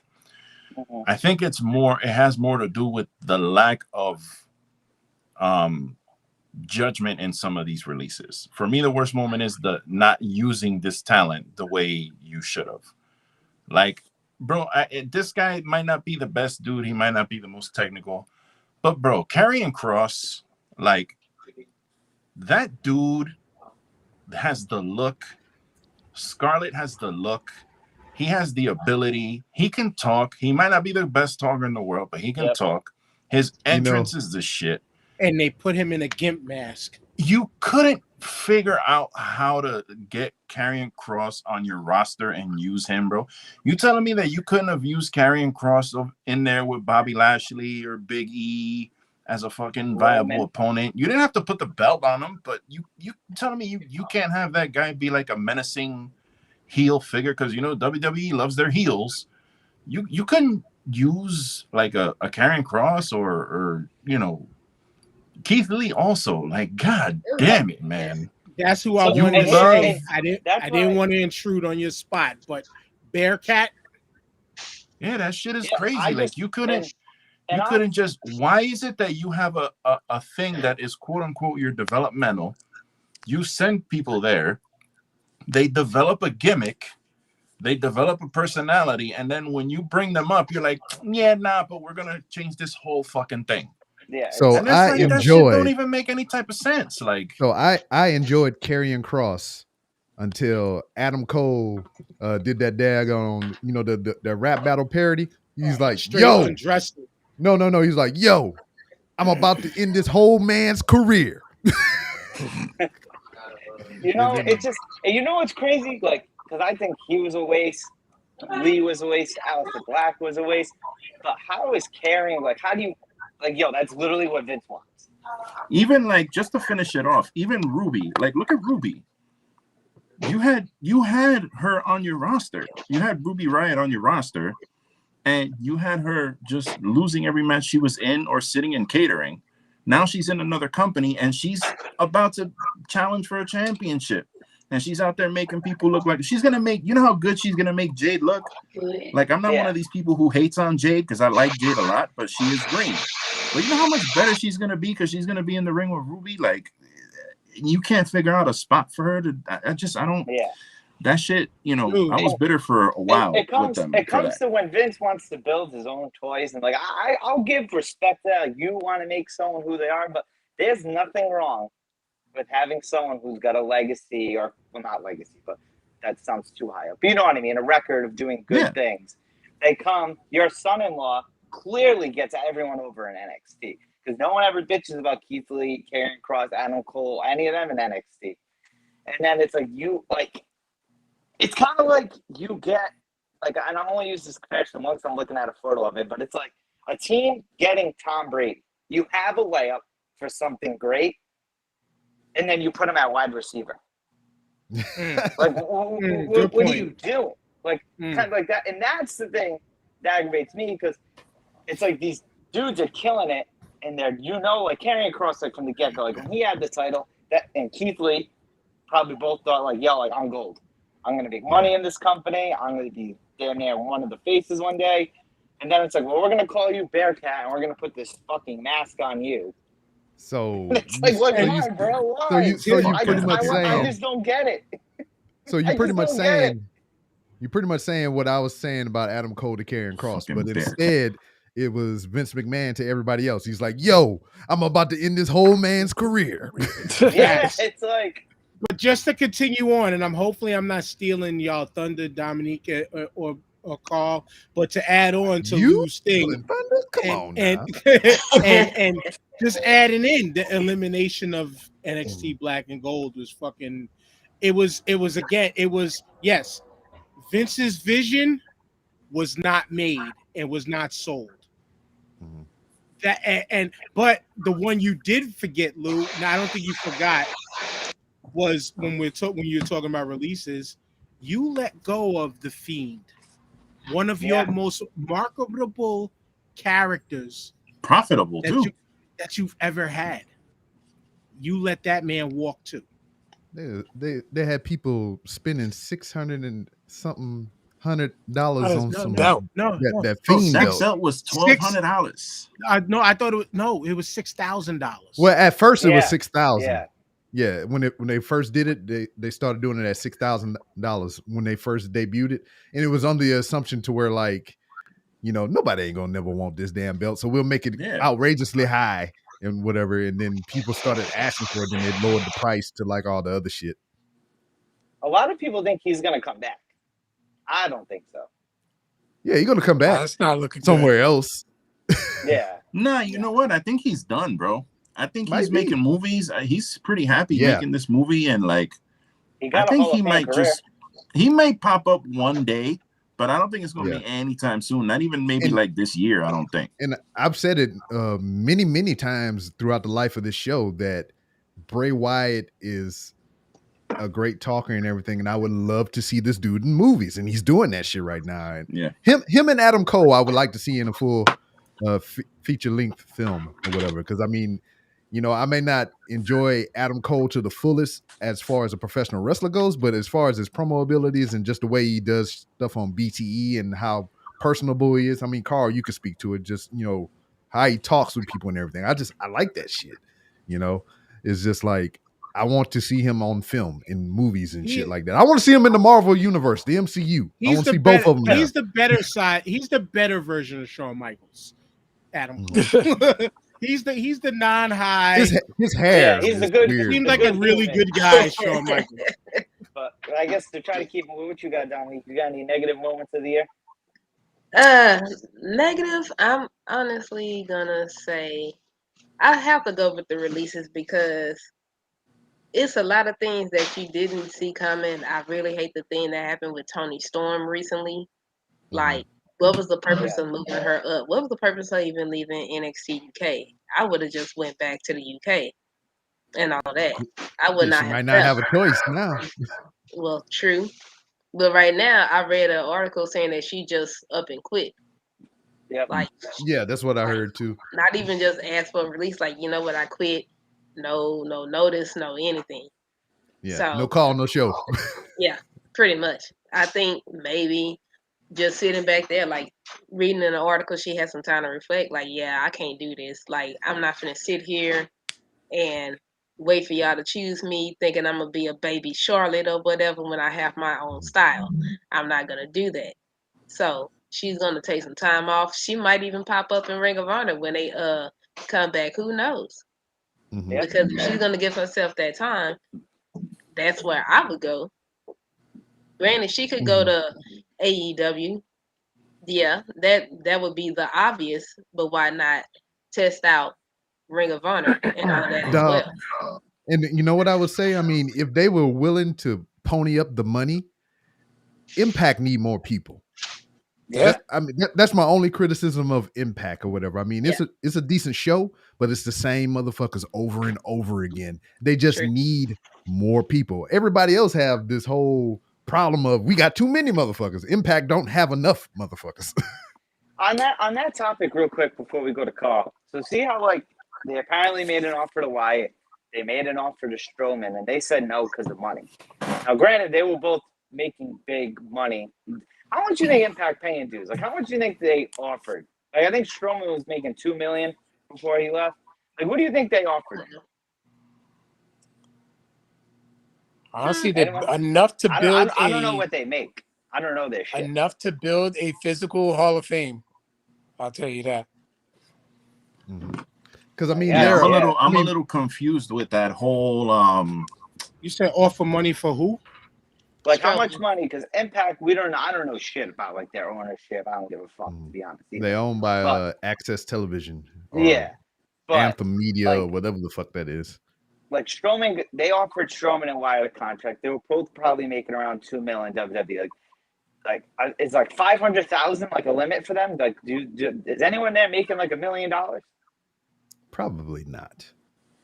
Which they're still probably making good money. Don't get me wrong. Yeah. I'm just the thing. And they're doing other appearances. The thing with Braun Strowman popping up in ROH confused me because I was like, wait a minute. First of all, this is this company's last show. What the fuck are you doing here? I think and then secondly, I had heard that he turned down Impact because they couldn't match money he wanted. So ROH was able to match money he wanted. Like I was like, what the fuck? How is this? I think that might have been a homeboy hookup because of EC3. Yeah. That's exactly what I was about to say because I think they worked together and they got that whole narrative thing or whatever. Well, you heard, they're like best friends and stuff. Killer Cross is apparently in that group now too. He's apparently in that. Yeah. So I'm kind of excited. I want to see the three of them pop up somewhere. To be frank. Yeah. But what you got? Control your narrative. Control your narrative. Yeah. Also, the same thing with Bob was saying, or whatever. If NWA can afford more people, I mean, that's a viable option as well. Yeah, Billy Corgan needs to open that wallet up a little bit and start getting some people in there, yo, because that Darius champion that he's got right now is not a draw. I'm sorry. Yo, I appreciate Trevor Murdoch. You know, I'm sure he's not a draw, talented and all that, but that is not a dude that you look at and you're like, I want to watch the show that dude is on. I mean, but not my demographic, at least. I know there might be a demographic for that, but I agree with you. Because NWA made it harder for their product to be seen because you now have to pay for them. And are they giving you anything to pay for? Like, not Murdoch and goddamn Tyrus. I was gonna say, I know how Lou feels about Tyrus. He's not worth paying for. Is there a worse wrestler is not of the worth year paying category for in this podcast? We can make it. He won. Oh, okay. Yeah. Well, did Yeah, Carl 'cause- did Carl and Dominique go because they could Yeah. be? I having haven't one of the gone worst- yet. Yeah, she just Yeah, they went. gotta We got go. Carl. We got Carl, and then we only got 2 more. We're gonna go to. All right. If there's Pretty anything much to it's call. all been about the releases. It's all about And the the boom. culprit, Oh. devil himself, and Fuck the that guy. Cowboys. And Hey, the wait, Cowboys. before you go, I remember. in his Wait, influence. Wait, before you go, quick. Remember around SummerSlam, Nick Khan did that like 25-minute interview. Did any of you actually listen to it? Yes. It I wasn't did. like awful, No, he's a very intriguing person. and I think But- he's smart. Like he's the one getting Bad Bunny, Migos, like so. Like he's probably Yeah, having the influence. And him of and the Rock releases. homeboys. Yeah, like that dude probably doing. He realistically is doing a lot of good for the company. Like, I don't hate him, but he's letting people go. But they all seem happy when they're gone anyway. So that's why like I feel bad for the releases. But 98% of them motherfuckers happy they're gone anyway. So that's why I'm like everyone's like they let this person go. I'm so upset, and everyone's like, good. I'm happy I'm gone. Yeah, but It's a hard, lot of the bad that we have gotten was mainly because of his influence. For instance, saying, okay, we're not going to focus on, getting independent wrestlers. AEW can have them. That's Nick Khan's influence. Okay. Turning NXT into In Living Color. Don't Yeah. do it living color like No, that. they turn it into Nickelodeon. They just miss Yes. slime. Yeah, right. That's all that is Nick Khan's influence.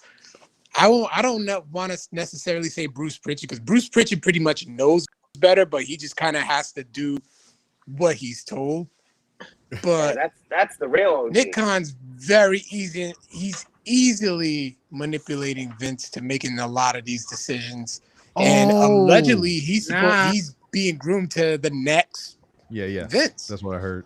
So See, so what you're saying is goddamn Nick Khan is he's the fancy handsome guy that goes to a nursing home and swindles all the old people out of their hard-earned coin and shit. That's what you're saying.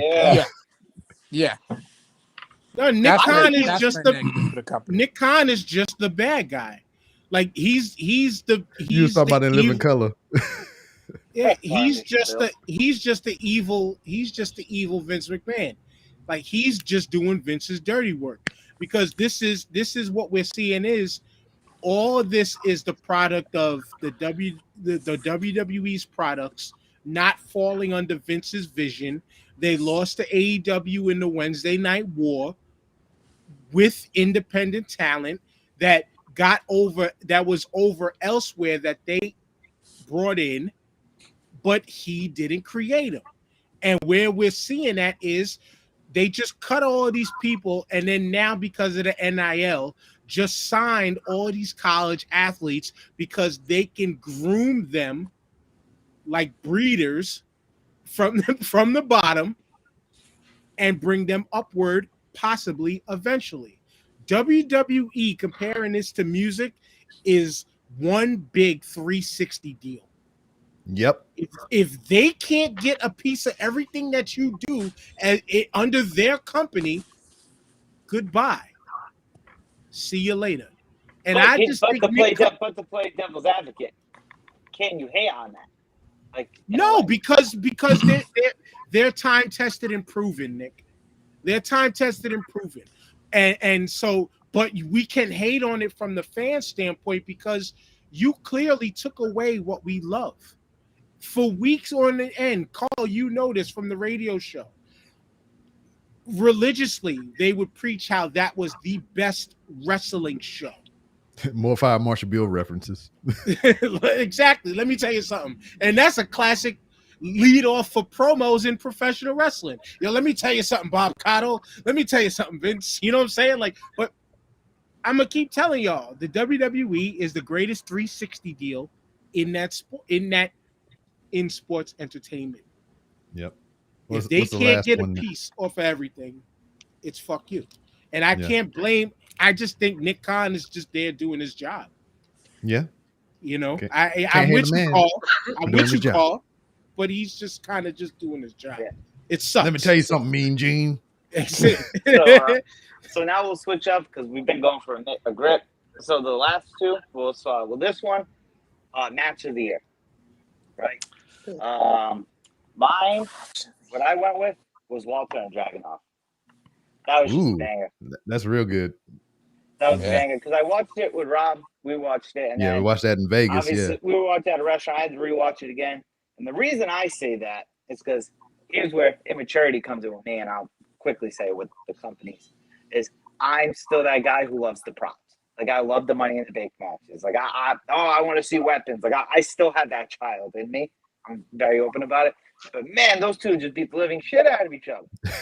And it's like that's what it is. That I like the violence part of it. It's like if you ain't hitting each other with chins, you're gonna beat the piss out of each other. And those dudes beat the piss. Like I like that. Like I could picture like Sheamus and Drew, just an example from their style. They're gonna fight. Hey, like we're gonna give it to each other. Like I kind of wish everyone was kind of like that in a way. Just like the little things. Like I don't know if you remember, what was that one match when Strowman by accident was going too much and fucking kneed Lesnar in the face? Oh yeah, that was a Royal Rumble. Yeah, Lesnar flat out clocked him. Like I love shit like that personally. But yeah, so Walter and Dragunov, that was just a banger. I know we all talked about it, said it, so I'm not gonna break it down. But that was like it stiff. Yeah. Pause. Throw them potatoes. Nah, don't you do that pause shit over here. You're a grown ass man. I gotta get you one know in. what you're talking about. I gotta get one in per podcast, bro. What you got, Dan? What you got in there? That was my match. You know what? I'll give it up to that because that was my match of the year, longer than Danielson Omega. I get what you mean. So I give it up. I give it up for that, man. Dragunov's chest. Yeah. Boy, I feel for him. Dominique, his get worse than after. I was saying. It's like I just had a flashback with Walter slapping Adam Cole at Worlds Collide because I was there, and that hurt. The echo, I watched that with Carl. The echo. Yeah, you did. Was there. I was like, "Oh Jesus." Yeah, didn't I FaceTime you that? But yeah, I'm gonna give it up to that match because as I think about it now, because I said Danielson Omega again, Kenny Omega, this dude is a 5-tool player. If we're giving baseball references, like that man could do anything. You never get the same match. Every match is damn near flawless. Walter Dragunov was, like you said, like you stiff, hard hitting. I mean, it told a great story because it kept you on your feet, up and down. And then once again, somebody losing the title after what was it, almost a 2-year reign? Walter had the belt, 3-year reign. Walter had the, you got to give it up to a feat like that being accomplished. Mine was the Young Bucks and the Lucha Brothers in the cage. Jesus. That one. Woo. That hurt. Look, that was one because I mean I'm guilty of it because I do the wrestling podcast and other things, whatever. So I'm kind of like on my phone doing a lot of these things or whatever. But this match, I was like, drop the phone and I'm watching it intently, and it took me all over the place. I mean, yeah, was it a spot fest? But I like that shit. So I mean, it is what it is. But that was my match of the year. Excuse me. Lulu?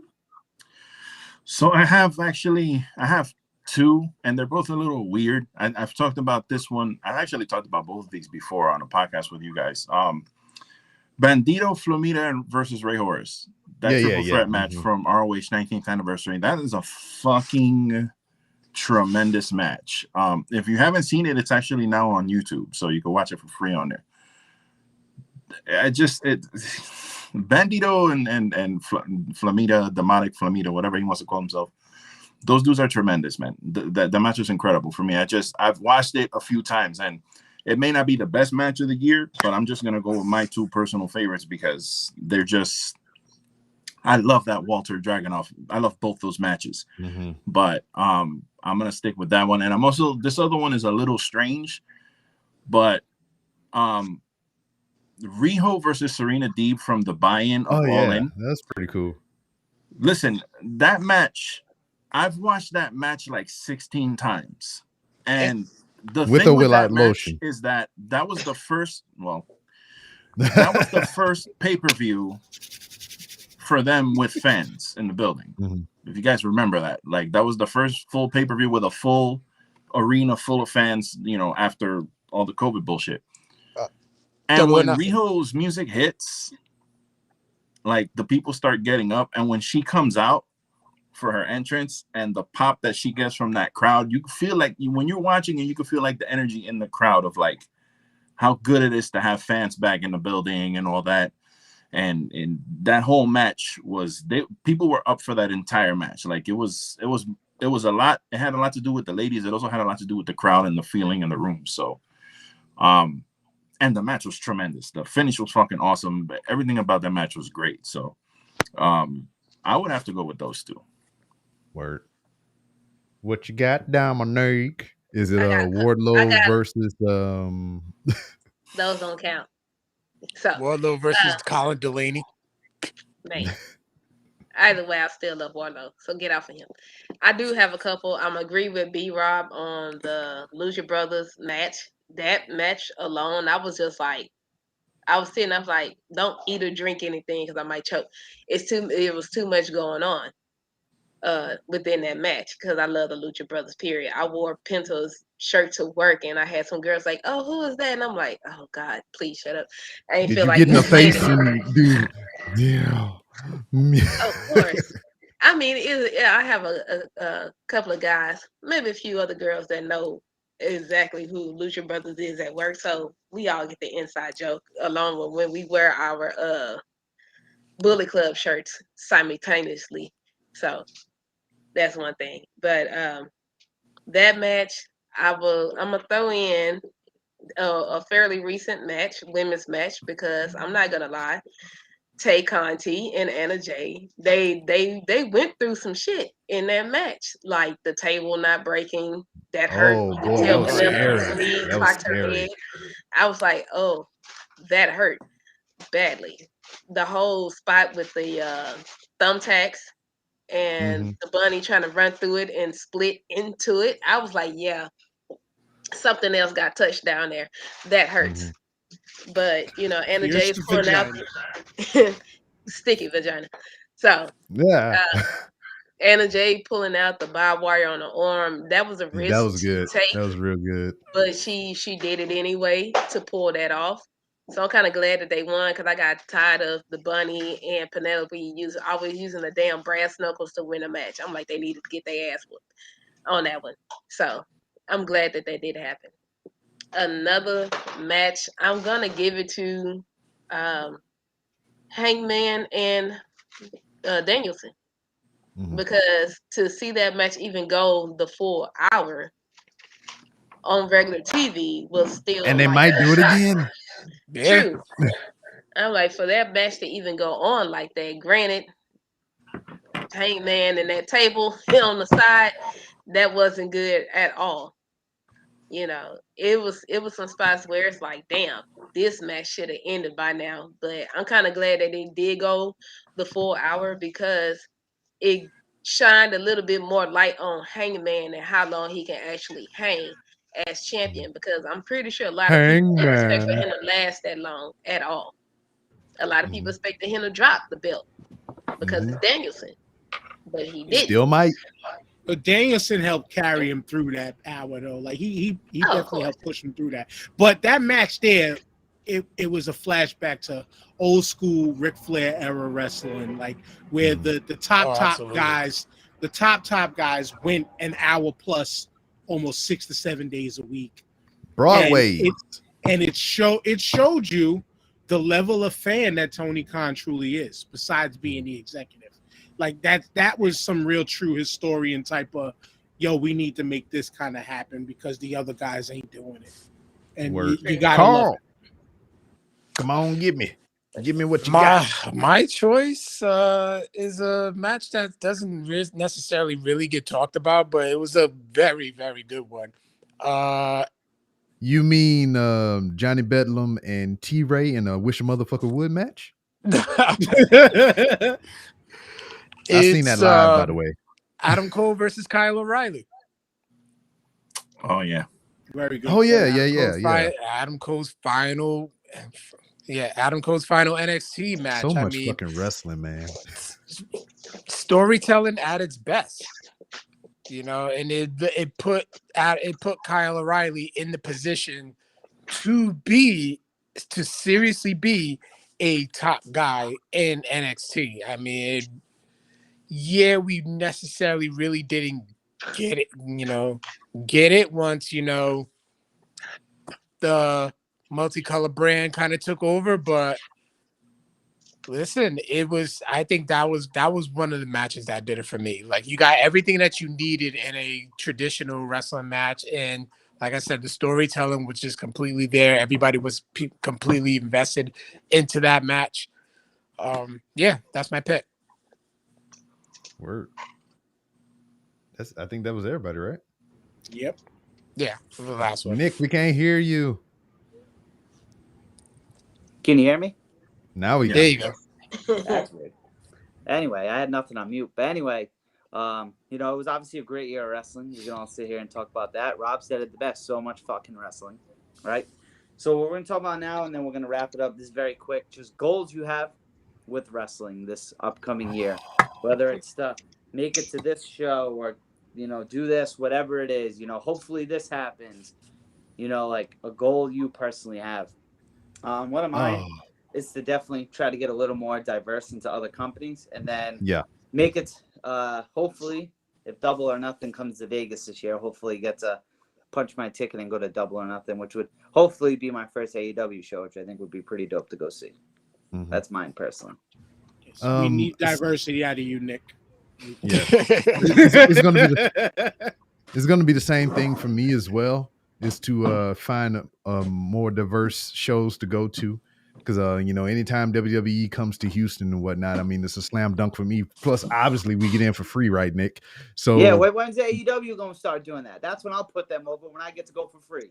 Yeah, exactly right. You know what, AEW? Thank me for my service. That's why you're number 2.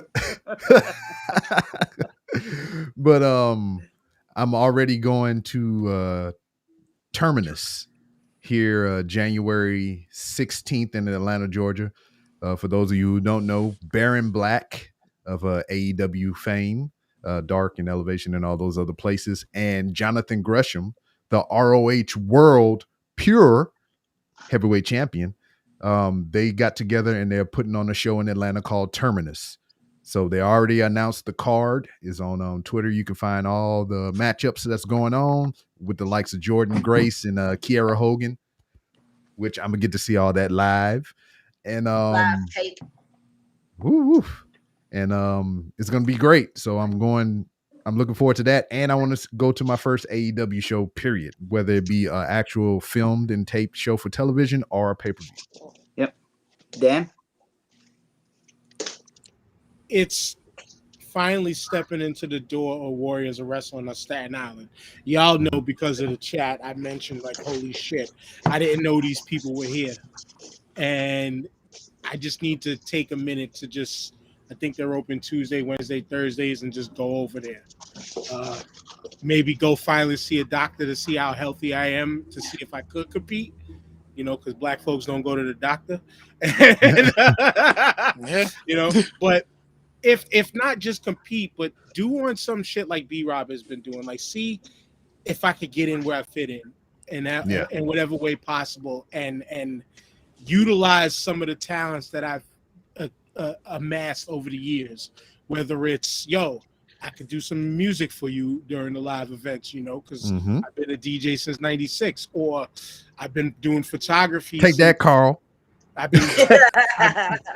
been doing photography since 2010. You know what I'm saying? Or even video work. I used to work for a battle rap league that if they need to see shit, I got videos that I've been a part of that's got hundreds of thousands, possibly millions of views. They're not my videos, but I was one of the staff who filmed it to create the shit.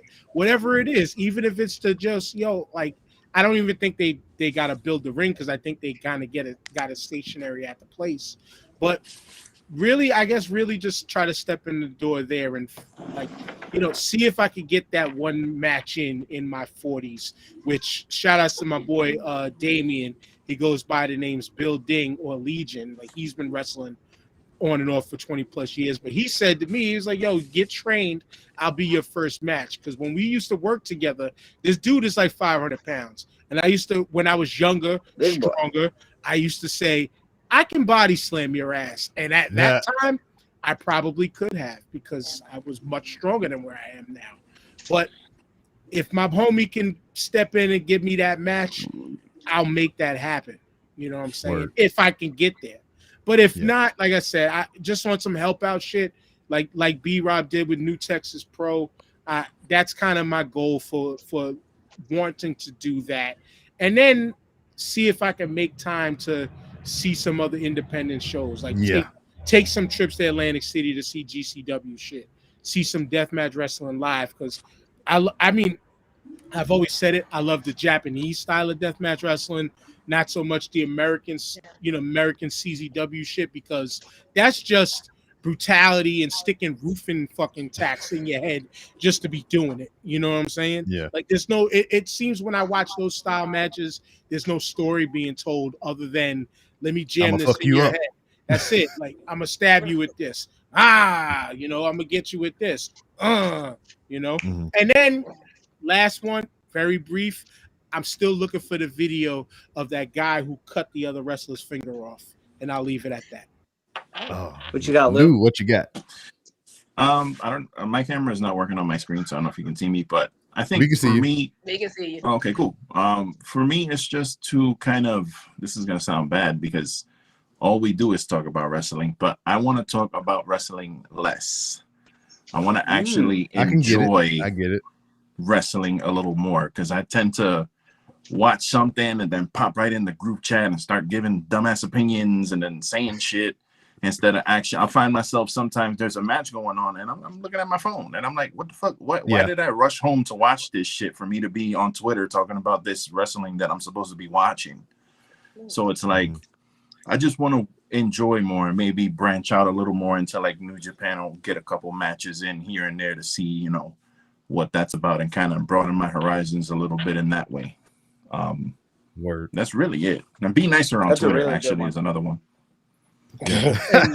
and Lou, because you were a ROH guy and you love like the pure aspect of professional wrestling, it's going to be very easy for you to enjoy New Japan. Word. Yes. Dominique, what you got? Man. Man, this feel like New Year's resolutions and shit. I'm gonna try to catch more New Japan because my New Japan man Tama Tonga and all that stuff. I got to show him love and support and all of that stuff. But like right about now, because I'm refocusing on trying to get my massage license and all of that because I want to get into sports massage. And one of my teachers, he used to do that too for live events that used to come out here as well. And he was telling me like sometimes you can really end up being like somebody's regular personal massage therapist. So that's the field I'm trying to break into with awesome. Yeah. I see what you're doing. Because I'm trying to move out. I'm trying to move out to Florida anyway. So, I got it. Dominique wants to be slapping meats. Hey, if I can get to Wardlow, hey. All the big meaty men slapping meats. Nah, I'm joking. So, Carl, I'm just saying. It technically is still a good field to be in anyway. So yes, it is.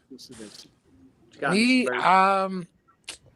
hopefully to have the other have the opportunity to host more panels and probably get to get around to doing some on-air personality work for a couple of local promotions out here like XWA, Top Rope Promotions, Beyond Wrestling. So yeah, right, bro. You keep talking to friggin' Ruby, you're gonna be all elite. Yeah, I haven't talked to Ruby since that piano. But who knows? Like, listen, who knows? I'm trying to, I be trying, but who knows? Word. Yeah. That's Well, it. hey, I think that's all we got. So we'll go around now. So, Mr. Mayor, plug what you got. Not much to plug other than hit the star5podcast.com. The Star5 Podcast on TikTok. That's been the most fun for me recently. The Star5 _podcast on Instagram. Come join the Star5 Podcast Facebook group. That's it. What you got, Lou. Mr. B. Rob? Oh, we gonna hit Lou. Oh, we're gonna hit Lou. Yeah, me. This is Lou from the BX, host of the Everything Podcast. Usually, I try to keep it humble. You know, in years past, I've been like, yeah, I got my little podcast. It's, you can go. Nah, fuck that. It's 2020. Go stream my podcast. It's on the everythingpodcastshow.com. Go to Instagram, the Everything Podcast Show. Check me out. My shit is dope. Stream my podcast. What he said. He got a dope ass theme song too. I'm jealous. What you got, Now, Dominic? Hell shit, not much actually. But Hell you shit, can baby. catch me on TikTok. Scorpio Dreams. Catch me on Twitch when I be on Call of Duty. Under Grenade _YOLO. Cause since I've been in the quarantine, I've been on there viciously. Trying to build my little fan base up to be an affiliate and all of that. So I'll follow you right now. Nothing. Look at that. Live on the air. Where can we I'm gonna type it in. I'm gonna type it in. So And you can see how nice she is on TikTok. You can see how nice she is on the Call of Duty. Where can we find you, Mr. Bird, besides AEW? On social media is at Mr. Bird 1027. You can catch me on the Codex Prime podcast and DJ in our local Providence Pirates basketball games. Hopefully I'll be off quarantine soon and I'll be back for this rest of the season January 8th, and Lord knows how I'm pretty much booked every weekend. So get that money.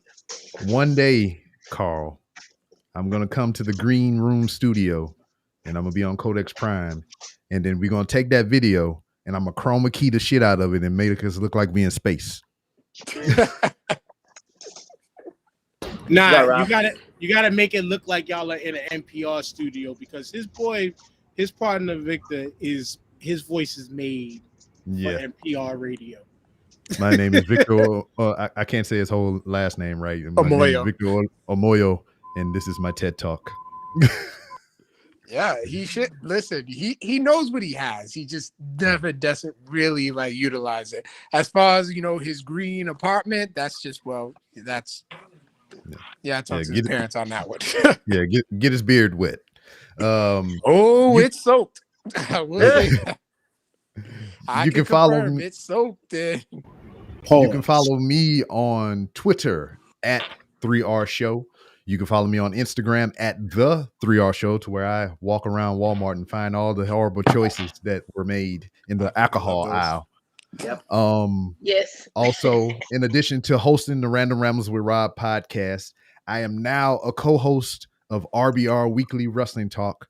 We go live every Wednesday following AEW Dynamite, so around 9-ish p.m. Central Time. So that's live. I'm a part of a franchise that's been around for 16 plus years.